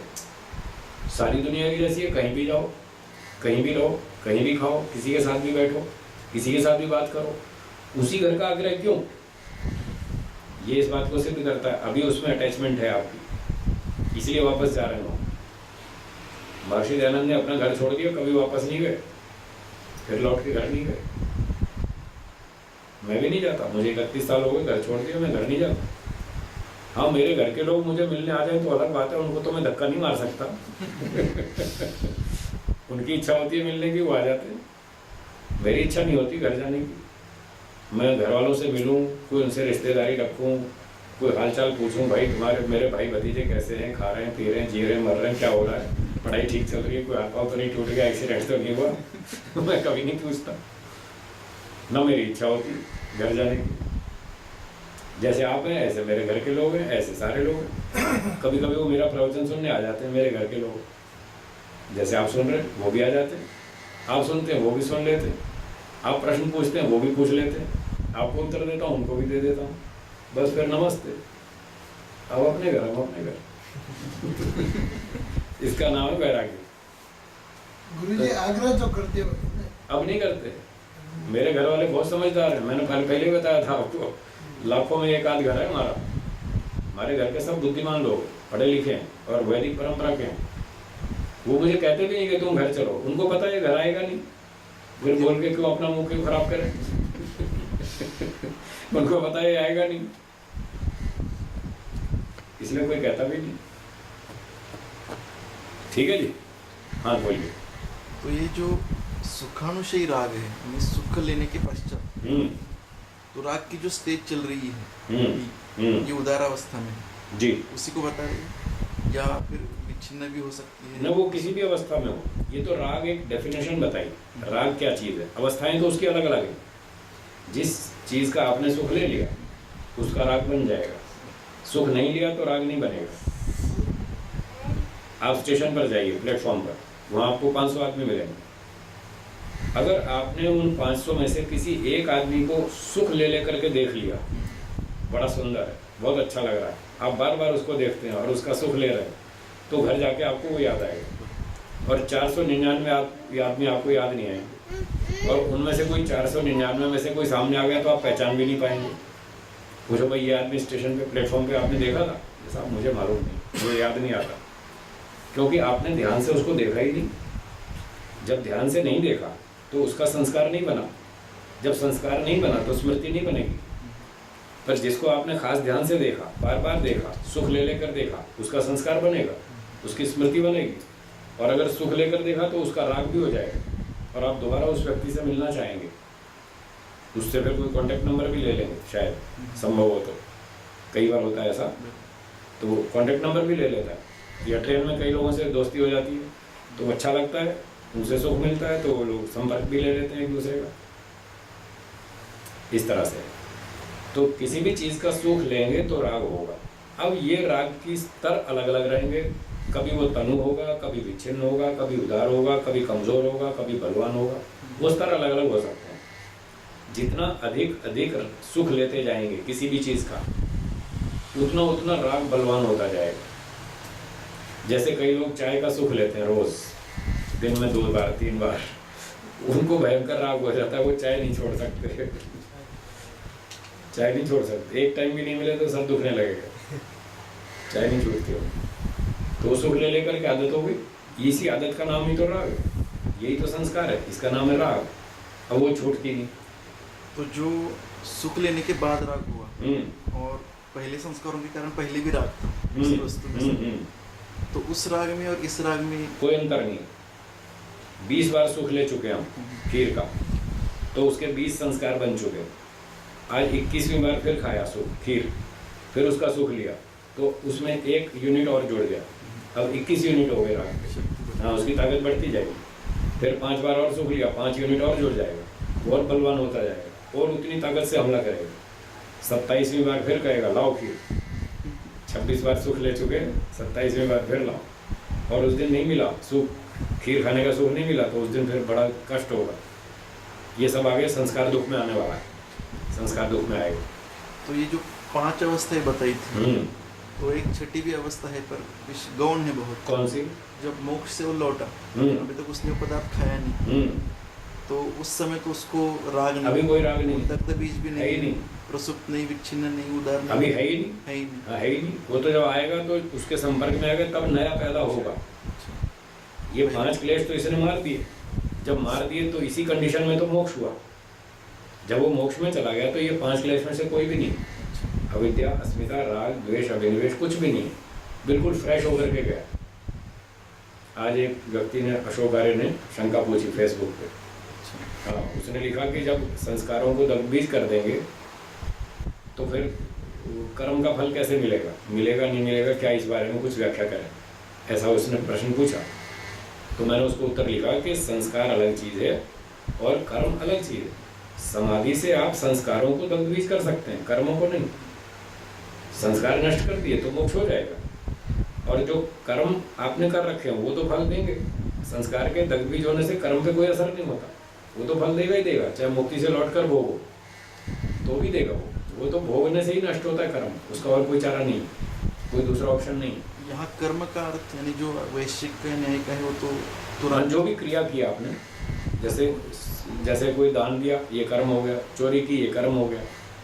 अब एक व्यक्ति ने चोरी की, 2000 रुपये, 4000 रुपये, 5000 रुपये चुरा लिए, तो चोरी करना ये कर्म है और इसका मन पे प्रभाव पड़ा कि चोरी करने से फायदा होता है, 5000 मिल गया, ये फायदा होता है। ये जो मन पे पड़ा प्रभाव, इसका नाम है संस्कार। तो क्रिया की वो अलग चीज़ है और मन पे जो प्रभाव पड़ा वो अलग चीज़ है।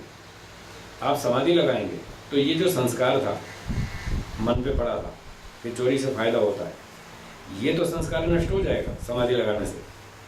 आप चोरी नहीं करेंगे, उस चोरी करने की जो इंटेंशन है वो खत्म हो जाएगी, लेकिन जो चोरी कर चुके वो था कर्म, वो इससे नहीं हटने वाला, उसका तो दंड भोगना ही होगा, चाहे मुक्ति से लौट कर भोगो, मुक्ति हो जाएगी आपकी, क्योंकि सारे 5 क्लेश नष्ट हो चुके हैं, संस्कार नष्ट हो चुके हैं, मोक्ष तो हो जाएगा। पर वो कर्म अब वो खाते में पड़ा हुआ है, वो छोड़ेगा नहीं, वो तो लौट के भी फिर भोगना ही पड़ेगा। इसलिए संस्कार दगबीज करने से कर्म पे कोई असर नहीं होगा, ऐसा मैंने उनको लिखा जवाब। तो यहाँ पे कर्म और धर्माधर्म जो बोलते हैं लोग, हाँ जी, हाँ जी, वैश्विक वाले, हाँ जी, तो सेम ही हो कर्म। हाँ, वो कर्म और धर्माधर्म एक ही बात है। कर्म के 3 स्थितियाँ हैं, एक है क्रियमान, एक संचित, एक प्रारब्ध। इन 3 में जो संचित है ना, उसी का नाम धर्माधर्म है। जो स्टॉक में हमारे जमा है, डिपॉजिटेड संचित, उसी का नाम धर्माधर्म, वो कर्म ही है। जो क्रिया कर रहे हैं चालू, ये है क्रियमान। क्रिया कंप्लीट हो गई, जमा हो गई, ये संचित हो गया। उस स्टॉक में से कुछ का फल मिलना शुरू हो गया, उसका नाम प्रारब्ध है। तो ये तीनों कर्म ही हैं। तो जो बीच वाला है ना संचित, उसी का नाम धर्माधर्म, उसी का फिर हमको आगे फल मिलता है, जातीय विभोग। ठीक है, तो ये हो गया सुखानुशयी राग। सुख लेंगे तो राग बनेगा, निश्चित रूप से बनेगा, और ये फिर हमको परेशान करेगा, ये क्लेश है। जब वो सुख नहीं मिलेगा तब हमको दुख देगा। भाष्य पढ़ते हैं। सुखाभिज्ञस्य सुखानुस्मृतिपूर्वः सुखे तत्साधने वा योगर्थ तृष्णा लोभ सराग इति। सुख अभिज्ञस्य, सुख के ज्ञाता का, सुख भोगने वाले का, जिसने सुख भोगा। खीर का उदाहरण ले लेते हैं, जिसने खीर खा के सुख लिया, उस आत्मा का। सुखानुस्मृति पूर्वक, वो खीर के सुख की स्मृति करेगा पहले, कि एक हफ्ता पहले खीर खाई थी, बहुत अच्छी थी। ऐसी तो रबड़ी वाली खीर कभी कभार मिलती, उसमें बढ़िया पिस्ता, केसर और इलायची और बहुत बढ़िया सुगंध वाली, ऐसी खूब घोट रखी थी, 1.5-2 घंटे तक मलाई रबड़ी जैसी बना रखी थी। ऐसी खीर तो कभी कभी मिलती है खाने। वो उसको याद करेगा, आज 1 सप्ताह के बाद याद करेगा कि वाह बहुत अच्छी खीर खाई थी। इस तरह से उस स्मृति पूर्वक सुखे तत्साधने वा, उस खीर के सुख में अथवा खीर में, वो सुख का साधन था खीर, तो उस सुख में अथवा उस सुख के साधन खीर में योग अर्थ, जो इच्छा होती है, जो दोबारा इच्छा होती है, हाँ आज फिर वही खीर लाओ, 1 सप्ताह पहले जैसी खाई थी, आज फिर कहीं से उसका प्रबंध किया जाए, वैसा ही सुख आज फिर लेंगे। इस तरह की जो इच्छा होती है, गर्धा, इसी के पर्याय शब्द आगे लिखे हैं। तृष्णा, वो भी इच्छा ही, लोभ, ये भी इच्छा ही है। तो तृष्णा, गर्धा, लोभ, इसका नाम है राग। स राग इति, इसको राग कहते हैं। तो तो वही सुख दोबारा चाहिए, ऐसी इच्छा बार बार पैदा होती है, इसका नाम है राग। तो घर वालों के साथ रहे, उन्होंने बहुत अच्छी सेवा की, खिलाया पिलाया, पैसे भी दिए, विद्या भी पढ़ाई, सब प्रकार से सुरक्षा भी की, बहुत सारा सुख मिला, उनमें राग हो गया। अब इस राग से छूटना बड़ा टेढ़ा काम है, बहुत कठिन, इसलिए घर छोड़ना पड़ता है, उनसे दूर रहना पड़ता है। और जब दूर हो गए, दूर रह करके उस राग को हमने थोड़ा दबाया, कमज़ोर किया, नष्ट कर दिया,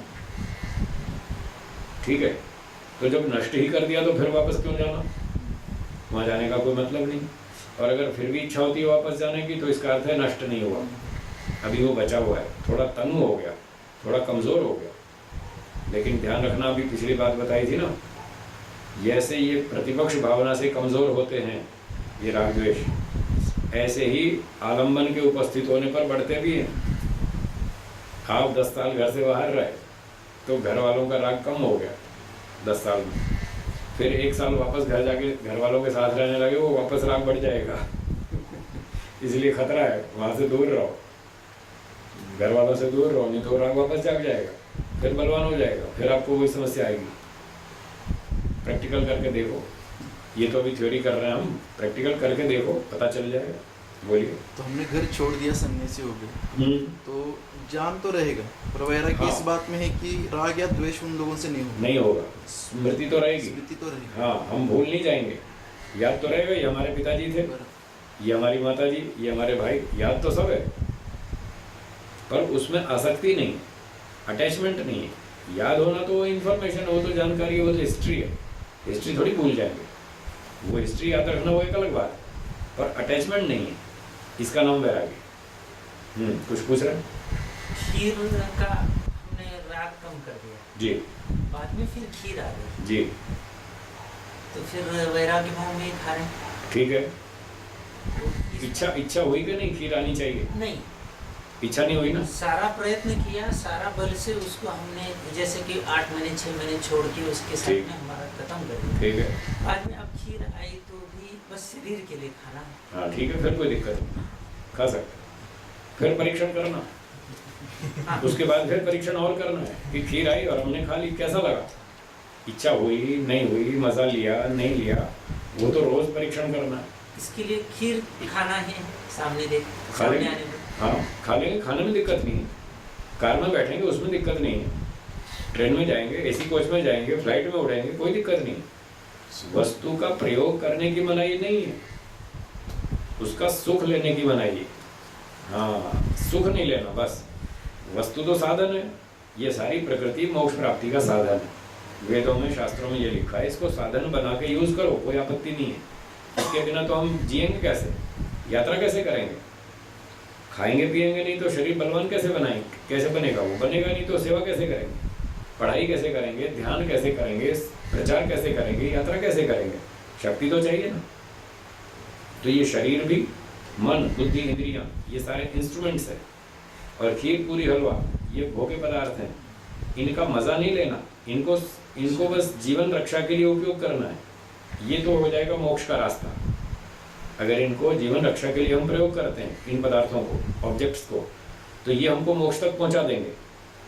और अगर इन्हीं को लक्ष्य बना लिया और ईश्वर छोड़ दिया और भोगों को ही लक्ष्य बना लिया, इसी का सुख लेना, तो ये बांध लेंगे, यहीं फंस जाएंगे, फिर अविद्या बढ़ेगी, राग बढ़ेगा, द्वेष बढ़ेगा, और फिर अगला जन्म, वो अगला जन्म चालू रहेगा, मोक्ष नहीं हो पाएगा। ठीक है जी, बोलिए। तो अभी जो हमारी जो अवस्था है, संप्रजाता भी नहीं है, असंप्रजाता नहीं है, तो तनु ही तक ही जाएगी बात। हाँ, अभी तो ये तनु तक जाएगी, आप जोर लगाएंगे, विरोध करेंगे, सुख नहीं लेना है, खीर का सुख नहीं लेना, एसी का सुख नहीं लेना, उपयोग करना है, सुख नहीं लेना। खीर खा लो, मलाई खाओ, मक्खन खाओ। मैं पंजाब में जाता हूँ, एक माता जी मुझे मलाई खिलाती है, उनके का मलाई खाने की परंपरा है, उनको अच्छी लगती है, वो जब मैं जाता हूँ तो मुझे भी खिलाती है, तो खिलाती है तो मैं खा लेता हूँ, पर मांगता नहीं कभी भी किसी से मांगता कभी नहीं हूँ, वो खिलाते हैं। उनके कोई मक्खन खिलाता है, लुधियाना में एक मक्खन खिलाते हैं, तो मक्खन खा लेता हूँ। जालंधर में माता जी मलाई खिलाती है तो मलाई खा लेता हूँ, मांगता कभी नहीं, मन में कभी नहीं सोचता कि हाँ मलाई मिलनी चाहिए, ऐसे नहीं, फिर तो वही बात हो गई ना राग वाली। तो मन में इच्छा नहीं करनी, मिल गया तो खा लिया, नहीं मिला तो ठीक है, जो मिला वो खा लिया। इस तरह से प्रयोग करना है। तो साधन बनाकर प्रयोग करने में कोई आपत्ति नहीं है, ये साधन है। मन में इच्छा नहीं रखनी कि ये चीज़ मिलनी ही चाहिए, इसका मुझे सुख लेना है। ये सोचा तो फिर खतरा है। फिर क्या होगा, इस प्रतिपक्ष भावना से कि सुख नहीं लेना है, ऐसा करने से वो तनु हो जाएगा, कमज़ोर हो जाएगा, दग्ध बीज नहीं होगा, वो तो समाधि से ही होगा। उसके लिए समाधि तक पहुंचना पड़ेगा। वो हाई स्टेज है, ऊंची स्टेज है, देर लगेगी, बहुत समय लगेगा, तपस्या करनी पड़ेगी, लंबा टाइम लगेगा, अभ्यास करना पड़ेगा, ये सारे नियमों का पालन करना पड़ेगा, घर से दूर रहना पड़ेगा, तब जाके मुश्किल से वो स्तर आएगा। तो इससे तनु तक तो हो जाएगा। और फिर जब और अलग से जाके जंगल में और आश्रमों में रह के अभ्यास करेंगे तो कई वर्षों तक अभ्यास करने पर वो प्रसुप्त होगा, दग्ध बीज फिर भी नहीं होगा। व्यास भाष्य में लिखा है ना, तत्र एव योगिनी, वो योगी के अंदर ही वो दग्ध बीज वाली अवस्था आती है। प्रसंख्यानवतो, ऊंचे तत्व ज्ञान वाले को ही मिलती है वो अवस्था, नान्यत्र, और किसी में नहीं आती। उसके लिए तो समाधि अनिवार्य है, तभी दग्ध बीज होगा और फिर उसका मोक्ष होगा। ठीक है, और कोई बात पूछनी?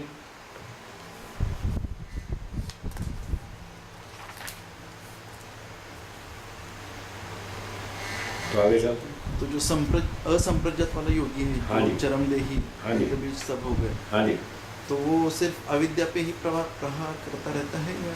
वो बस अविद्या को ही मारता है। वो तो बहुत ऊंची बात है, हमको भी वही काम करना है, सबके लिए एक ही काम। एक को मारो सारे मर जाएंगे, क्योंकि ये सारे अविद्या के बढ़ने पर सारे बढ़ते हैं, अविद्या के घटने पर सारे क्लेश घटते हैं। तो असली शत्रु तो एक ही है ना, अविद्या। बस एक को ही मारो, वो अपने आप ऑटोमेटिक नीचे आते जाएंगे। अविद्या को जैसे जैसे मारेंगे राग द्वेष अपने आप घटता जाएगा, उसको अलग से पीटने की आवश्यकता नहीं है। उसकी परीक्षा भी वो अविद्या से ही करेगा, उसका दग्ध बीज हो गया है। हाँ, वो अविद्या से ही उसकी परीक्षा भी होती रहेगी। परीक्षा तो रोज ही होती है। एक दिन आपको पनीर नहीं मिला, देखो फिर क्या हाल होती है, क्या हालत बनती है। अगर गुस्सा आता है तो समझ लो अभी राग है, क्यों नहीं मिला, टाइम पर क्यों नहीं मिला। ये सभी चीजें जब याद आती है तभी उसका दुख होता है। स्मृतिपूर्वक। हाँ, याद तो सारे दिन आती रहती। आदमी ऑफिस का काम करता है, बीच में गुलाब जामुन को याद करता है याद तो आती रहती है। कभी कभी ऐसी बीमारी होती किसी को कि उसकी याददाश्त मतलब खो जाती है। हाँ, हाँ। नहीं होती नहीं है, हाँ। उसको भूलने की बीमारी लग जाती है। अच्छा, जैसे भुलक्कड़पन। कल क्या किया उनको आज याद नहीं। हाँ, भुलक्कड़पन। तो उनका भी संस्कार बनता रहता है या वो तो भूल जाते हैं सब? उनका भी क्या होता है, अब नया संस्कार नहीं बनेगा, अब भूलने की बीमारी लग गई है। क्या खाया था वो ज्यादा फायदे थे क्या? और नहीं, वो उसमें वो नुकसान भी है, तो उसमें नुकसान भी है। किसी को पैसे दे देगा फिर भूल जाएगा तो नुकसान भी तो होगा ना, उसको पैसे दिए थे भूल ही गए। ये मोक्ष के मामले में संस्कार नहीं बनेंगे फिर वो तो कोई भी चीज़ का माइनस और प्लस दोनों पॉइंट्स होते हैं, दोनों पक्ष होते हैं। अगर उसमें कुछ लाभ है तो कुछ हानि भी जरूर है, जी। क्योंकि वो असामान्य स्थिति है, वो तो रोग है। वो तो व्याधि जो वो तो रोग है ना, भुलक्कड़पन। भुलक्कड़पन वो रोग है, वो अच्छा नहीं है। नहीं वो तो अच्छा नहीं है। हाँ, वो हानिकारक है। वो हमको संस्कार- उस संस्कार से बचने के लिए भुलक्कड़पन नहीं अपनाना, नहीं नहीं हमको उस संस्कार से बचने के लिए जानबूझकर उसको भूलना है। क्षमता होते हुए भी हमको उसको भूलना है, उसको दोहराना नहीं है, उसमें आसक्ति नहीं रखनी है। ये काम करना, न कि एक भुलक्कड़पन की बीमारी मोल ले तो चलो अब तो याद ही नहीं रहता तो संस्कार परेशान नहीं करेगा, वो उपाय ठीक नहीं है। ये तो ऐसी बात है, किसी को जुकाम हो गया तो उसका नाक ही काट दो ये नाक काटना उसका इलाज नहीं है। तो ये बीमारी हो जाती है उनके बारे में। किसी को हो गई तो फिर वो हो गई तो हो गई, उसमें प्लस भी है और माइनस भी है, कुछ लाभ है कुछ हानि भी है, दोनों बातें। पर एक स्वस्थ व्यक्ति के लिए सामान्य नियम यही है कि भुलक्कड़पन से बचे और वो योजनाबद्ध जानबूझकर ज्ञानपूर्वक इन चीज़ों की स्मृतियों को हटाए, राग को हटाए, द्वेष को हटाए।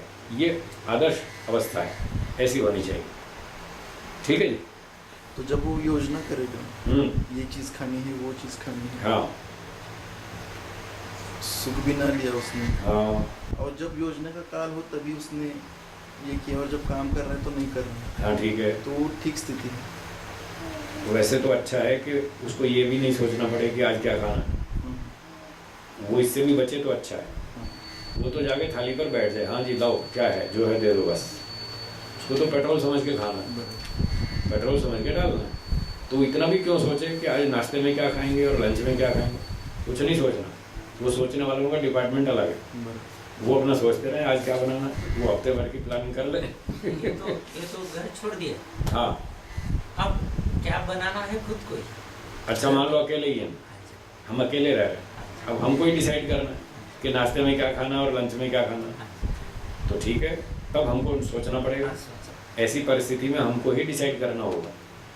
तो हम क्या करेंगे, नाश्ते में हल्का भोजन जो स्वास्थ्य के लिए अच्छा है, रात का भी हल्का भोजन जो आराम से पच जाए सोते समय, ज़्यादा दिक्कत नहीं पैदा करे। लंच में थोड़ा भारी सा जो शक्ति पुष्टि भी दे और शरीर को पच भी जाए ठीक तरह से।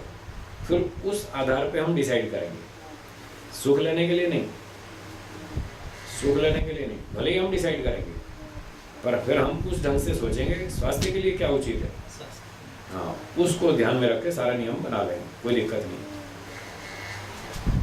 हम घरों घरों में खाते हैं, तो घर में लोग पूछते हैं गुरुजी क्या खाएंगे, हम कहते हैं सादी दाल रोटी, जो आप खाएंगे वो हम खाएंगे। तो हम तो छूट गए ना इस चक्कर से कि क्या बनाना और क्या खाना और क्या नहीं, कुछ नहीं, हम तो छूट गए। पर मान लो कभी ऐसी जगह फंस गए यात्रा में, टिफिन लेके चले थे वो ख़त्म हो गया और ट्रेन हो गई लेट, और अब वो ट्रेन में जो आता है बेचने वाला उसी से कुछ खाना पड़ जाए मान लो, तब तो हमको इसे डिसाइड करना पड़ेगा अब क्या खाएं। इसके बाद 6 आइटम है, तो फिर हमको वही नियम अपनाना पड़ेगा कि इस समय भूख कितनी है, यहाँ वस्तुएं कौन सी हैं, इनमें से सबसे अच्छी चीज़ कौन सी है जो स्वास्थ्य के लिए बढ़िया है, और अगला समय भोजन कब मिलेगा, कितनी देर के बाद मिलेगा, गैप कितना है, इतने गैप तक के लिए पेट की शांति के लिए कौन सी वस्तु अनुकूल पड़ेगी, इस आधार पे हम सेलेक्ट करेंगे। बहुत कठिन है। हाँ तली हुई चीजें भी आ रही हैं, नमकीन भी आ रही है, हाँ, सबसे पार जाके उसमें से सेलेक्ट करना बड़ा टेढ़ा काम है, और उसका और राग भी नहीं होना चाहिए, बिना सुख लिए खाना, शरीर के उसके लिए खाना बहुत कठिन है। सुंदर भी है। हाँ सुंदर भी है। हाँ, तो ये गुरुजी ने हमको सिखाया। आज मुझे 35 वर्ष हो गए, 34-35 वर्ष हो गए, मैं रोज़ अपना परीक्षण करता हूँ। सुबह क्या खाया, दोपहर में क्या खाया, रात को क्या खाया, कितना खाया, पचा के नहीं पचा, अनुकूल पड़ा के प्रतिकूल पड़ा, अब अगले समय में इसमें क्या परिवर्तन किया जाए। 35 साल हो गए रोज़ परीक्षण करता हूँ, तब जाके ठीक ठाक जी रहा हूँ। मुझे इतनी ट्रैवलिंग होती है, भागना पड़ता है यात्राओं में। एक साल में 30,000 कभी कभी 35,000 किलोमीटर घूमता हूँ मैं एक साल में, इतनी यात्राएं होती हैं।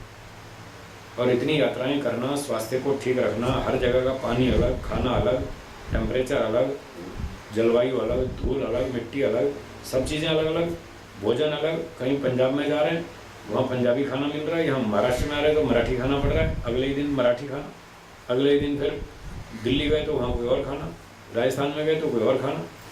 तो बहुत जल्दी जल्दी खाना बदलता है, पानी बदलता है, हवा बदलती है, टेम्परेचर बदलता है। इतनी सारी परिस्थितियों में भी हेल्थ को ठीक रखना तो बहुत सोचना पड़ता है, क्या खाएं, कब खाएं, कितना खाएं, कैसे खाएं, कैसा खाएं, बहुत सोचना पड़ता है। और फिर भी फरमाइश नहीं करनी, बिना राग किए आग्रह पूर्वक शरीर के स्वास्थ्य को ध्यान रखना, बस ऐसे ऐसे करना पड़ता है, तब जाकर के स्वास्थ्य की भी सुरक्षा रहती है, ठीक रहता है, और वो योगाभ्यास भी ठीक रहता है, राग द्वेष भी नहीं होता। तो अब जैसे मैंने बताया कि धीरे धीरे जैसे उम्र बढ़ती है तो शरीर में अंतर आता है, यात्राओं के कारण भी अंतर आता है। तो अब कभी कभी बोलना पड़ता है, भाई ज़रा हल्का भोजन बनाना। पहले तो नहीं बोलता था मैं, अभी 2-3 साल से मैं बोलने लगा हूँ, क्योंकि अब यात्रा में परेशानी होती है और उम्र भी बढ़ रही है, पाचन शक्ति घटती है। तो पहले तो मैं कुछ नहीं बोलता था, बस जो मिलेगा खा लेंगे, जो मर्जी बनाओ, पहले ऐसा था। अब 2-3 साल से मुझे कहीं कहीं बोलना पड़ता है, भैया रात को खिचड़ी बनाना। हाँ, अब नाम बोलना पड़ता है, खिचड़ी बनाना, या दाल सब्जी खाऊंगा, बस रोटी वोटी बंद, और रात की रोटी बंद कर दी मैंने, नहीं अनुकूल पड़ती तो मत खाओ, इस तरह से। अब 2-3 साल से बोलने लगा, नहीं तो पहले नहीं बोलता, जो मिलेगा सो खा लेंगे। इस तरह से योगाभ्यास करना चाहिए ऐसे करने से सफलता मिलती है।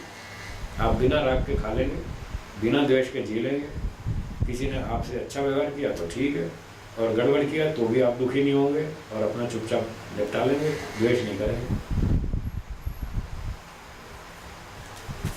एक सूत्र और पढ़ लें छोटा सा, हाँ जी। ये इससे तालमेल वाला है। इसलिए जैसे सुखानुशयी रागा, ऐसे ही अगला सूत्र बोलिए, दुखानुशयी दुखानुशयी द्वेषः। द्वेषः।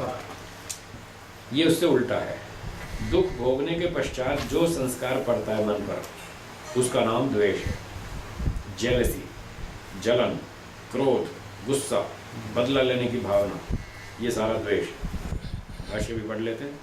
दुखाभिज्यस्य दुःखाभिज्यस्य दुःखानुस्मृतिपूर्वो दुःखानुस्मृतिपूर्वो दुःखे दुःखे तत्साधने वा तत्साधने वा यः प्रतिघो यः प्रतिघो मन्युर्जिघांसा जिघांसा क्रोधः क्रोधः सद्वेषः सद्वेषः इति। इति। बिल्कुल वैसा ही वाक्य। दुख भोगने वाले व्यक्ति का दुख को याद कर करके कि फलाने आदमी ने मुझे दुख दिया था, उसने मेरे पैसे छीन लिए, आज तक लौटाए नहीं, वायदे ही करता रहता है, हाँ साहब दूंगा दूंगा और देता है नहीं। उसको याद कर करके उस दुख में जो धन छीन लिया, उस दुख में अथवा उसके साधन में, उस व्यक्ति में जिसने छीन लिया, या किसी ने बदनाम किया, उससे आपको दुख हुआ, तो झूठा आरोप लगाने वाले व्यक्ति पर अथवा उससे जो दुख हुआ उस व्यक्ति में, उस दुख में या दुख के साधन में, यह प्रतीक हो जो उसका प्रतिकार करने की इच्छा पैदा होती है,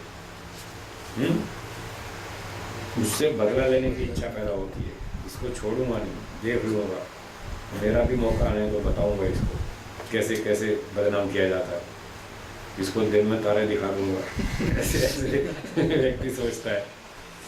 तो ये प्रतीक हो। मन्यु तो सब पर्यायवाची।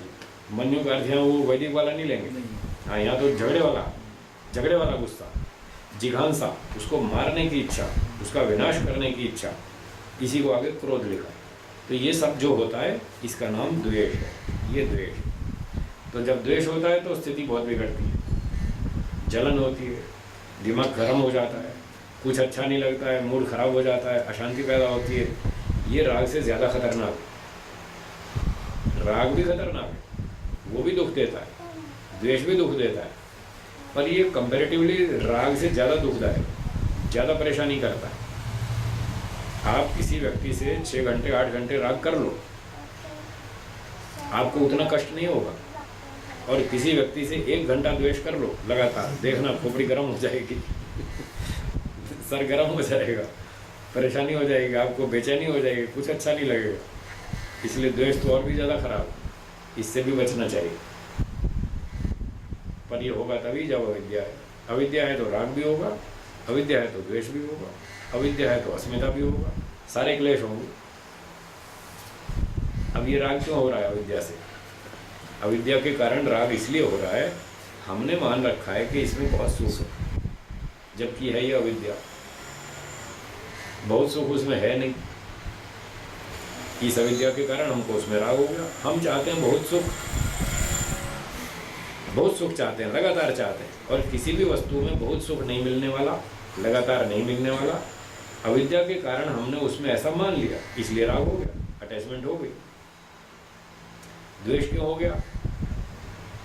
जैसे एक व्यक्ति ने हमारी बदनामी की, झूठा आरोप लगाया ऑफिस में, और बॉस को बोला देखो साहब ये काम नहीं करते, काम चोरी करते हैं, और लोगों को ये दिखाते हैं हम बहुत अच्छे आदमी हैं और ठीक काम करते हैं, ये धोखेबाज, ऐसे ऐसे बदनाम किया। तो आपने क्या सोचा कि ये बेकार आदमी, इसने मेरा बड़ा नुकसान किया, मेरी गुडविल खराब कर दी, 4 आदमियों में मुझे बदनाम कर दिया, लोग मुझे अच्छी नज़र से नहीं देखते, ऐसे कामचोर की नज़र से देखते हैं, घटिया आदमी देखते हैं। तो ऐसा जब आपने सोचा तो आपने क्या मान लिया कि इसने मेरा बहुत नुकसान किया। लौकिक दृष्टि से तो ये नुकसान है, हमें स्वीकार है, सांसारिक स्तर पर तो ठीक है ये नुकसान है, पर आध्यात्मिक दृष्टि से देखें तो कोई नुकसान नहीं है। जो आपकी गुडविल है, जिसका नुकसान हुआ वो आपकी आत्मा का हिस्सा है क्या? नहीं है ना। तो उसने आपकी गुडविल खराब की, आपकी आत्मा का तो 3% काट भी लिया ना कैंची से। आपकी आत्मा तो सुरक्षित है 100%, उसका तो कुछ नहीं बिगड़ा। गुडविल खराब की, वो आत्मा से अलग चीज है। लोग आपको खराब नज़र से देखते हैं, इससे आपकी आत्मा में कोई रगड़ा नहीं लगता है, कोई आत्मा घिसती नहीं है 5% कि उसको खुरच के छीन के उखाड़ के हिस्सा लेके घर ले जाएंगे आपका हिस्सा। ऐसा तो कुछ भी नहीं। पर व्यक्ति क्योंकि उस गुडविल को अपनी आत्मा का हिस्सा मानता है, ये अविद्या है। लोग उसको अपमान की दृष्टि से देखते हैं, उसको वो अपनी आत्मा का नुकसान समझ रहा है, ये अविद्या है। इस अविद्या के कारण उससे द्वेष होता है कि इसने मेरा बड़ा नुकसान कर दिया। लोग मुझे अब खराब दृष्टि से देखते हैं और मेरा जो है वो गुडविल खराब कर दी मेरी, और बॉस की नज़र में मुझे बेकार बना दिया, और अब मेरी आगे इंक्रीमेंट रुक जाएगी या कुछ और नुकसान होगा या डांट फांट पड़ेगी, अपमान सहना पड़ेगा। तो वो सारा अविद्या के कारण व्यक्ति मानता है ये सब मेरी आत्मा के हिस्से हैं, जो इसकी वजह से सारे छूट जाएंगे, जो सारे नष्ट हो जाएंगे, इसलिए उससे द्वेष होता है। और अगर शुद्ध आध्यात्मिक दृष्टि से आप चिंतन करें तो आपकी आत्मा को कुछ भी नहीं बिगाड़ा हो सकता, कुछ भी नहीं बिगाड़ा। ये है तत्व ज्ञान। जब ये तत्व ज्ञान होता है तो उससे द्वेष नहीं होता और वो उसको ईश्वर के न्याय पर छोड़ देता है। इसने जो भी मेरा बाह्य नुकसान किया, बाहर का जो भी नुकसान किया, संपत्ति का, इंक्रीमेंट का, सम्मान का जो भी हानि की, इसका दंड या तो इसको कभी बॉस समझ में आएगी, बॉस को तो वो दे देगा, अगर बॉस को समझ में नहीं आई तो फिर ईश्वर उसको दंड देगा। तो मैं क्यों टेंशन में? मेरा जो नुकसान हुआ भगवान मुझे उसकी पूर्ति कर देगा, तो आपको द्वेष नहीं होगा। तो ऐसे ये अविद्या राग द्वेष को पैदा करती है और तत्वज्ञान राग और द्वेष दोनों का निवारण कर देता है और व्यक्ति शांति से जीता। इसका नाम ही योग, ये है असली योग। ऐसे जीना चाहिए। तो गिने चुने लोग जानते हैं इस तरह से जीना, बाकी तो सब अविद्या में ही जी रहे, राग में जी रहे, द्वेष में ही जी रहे, वो कोई जीना थोड़ी। ठीक है जी, तो ये सूत्र भी पूरा हुआ, बाकी चर्चा कल करेंगे। कल सुबह की कक्षा 9 बजे सुबह मिलते हैं। एक बार ओंकार बोलेंगे लंबे स्वर से।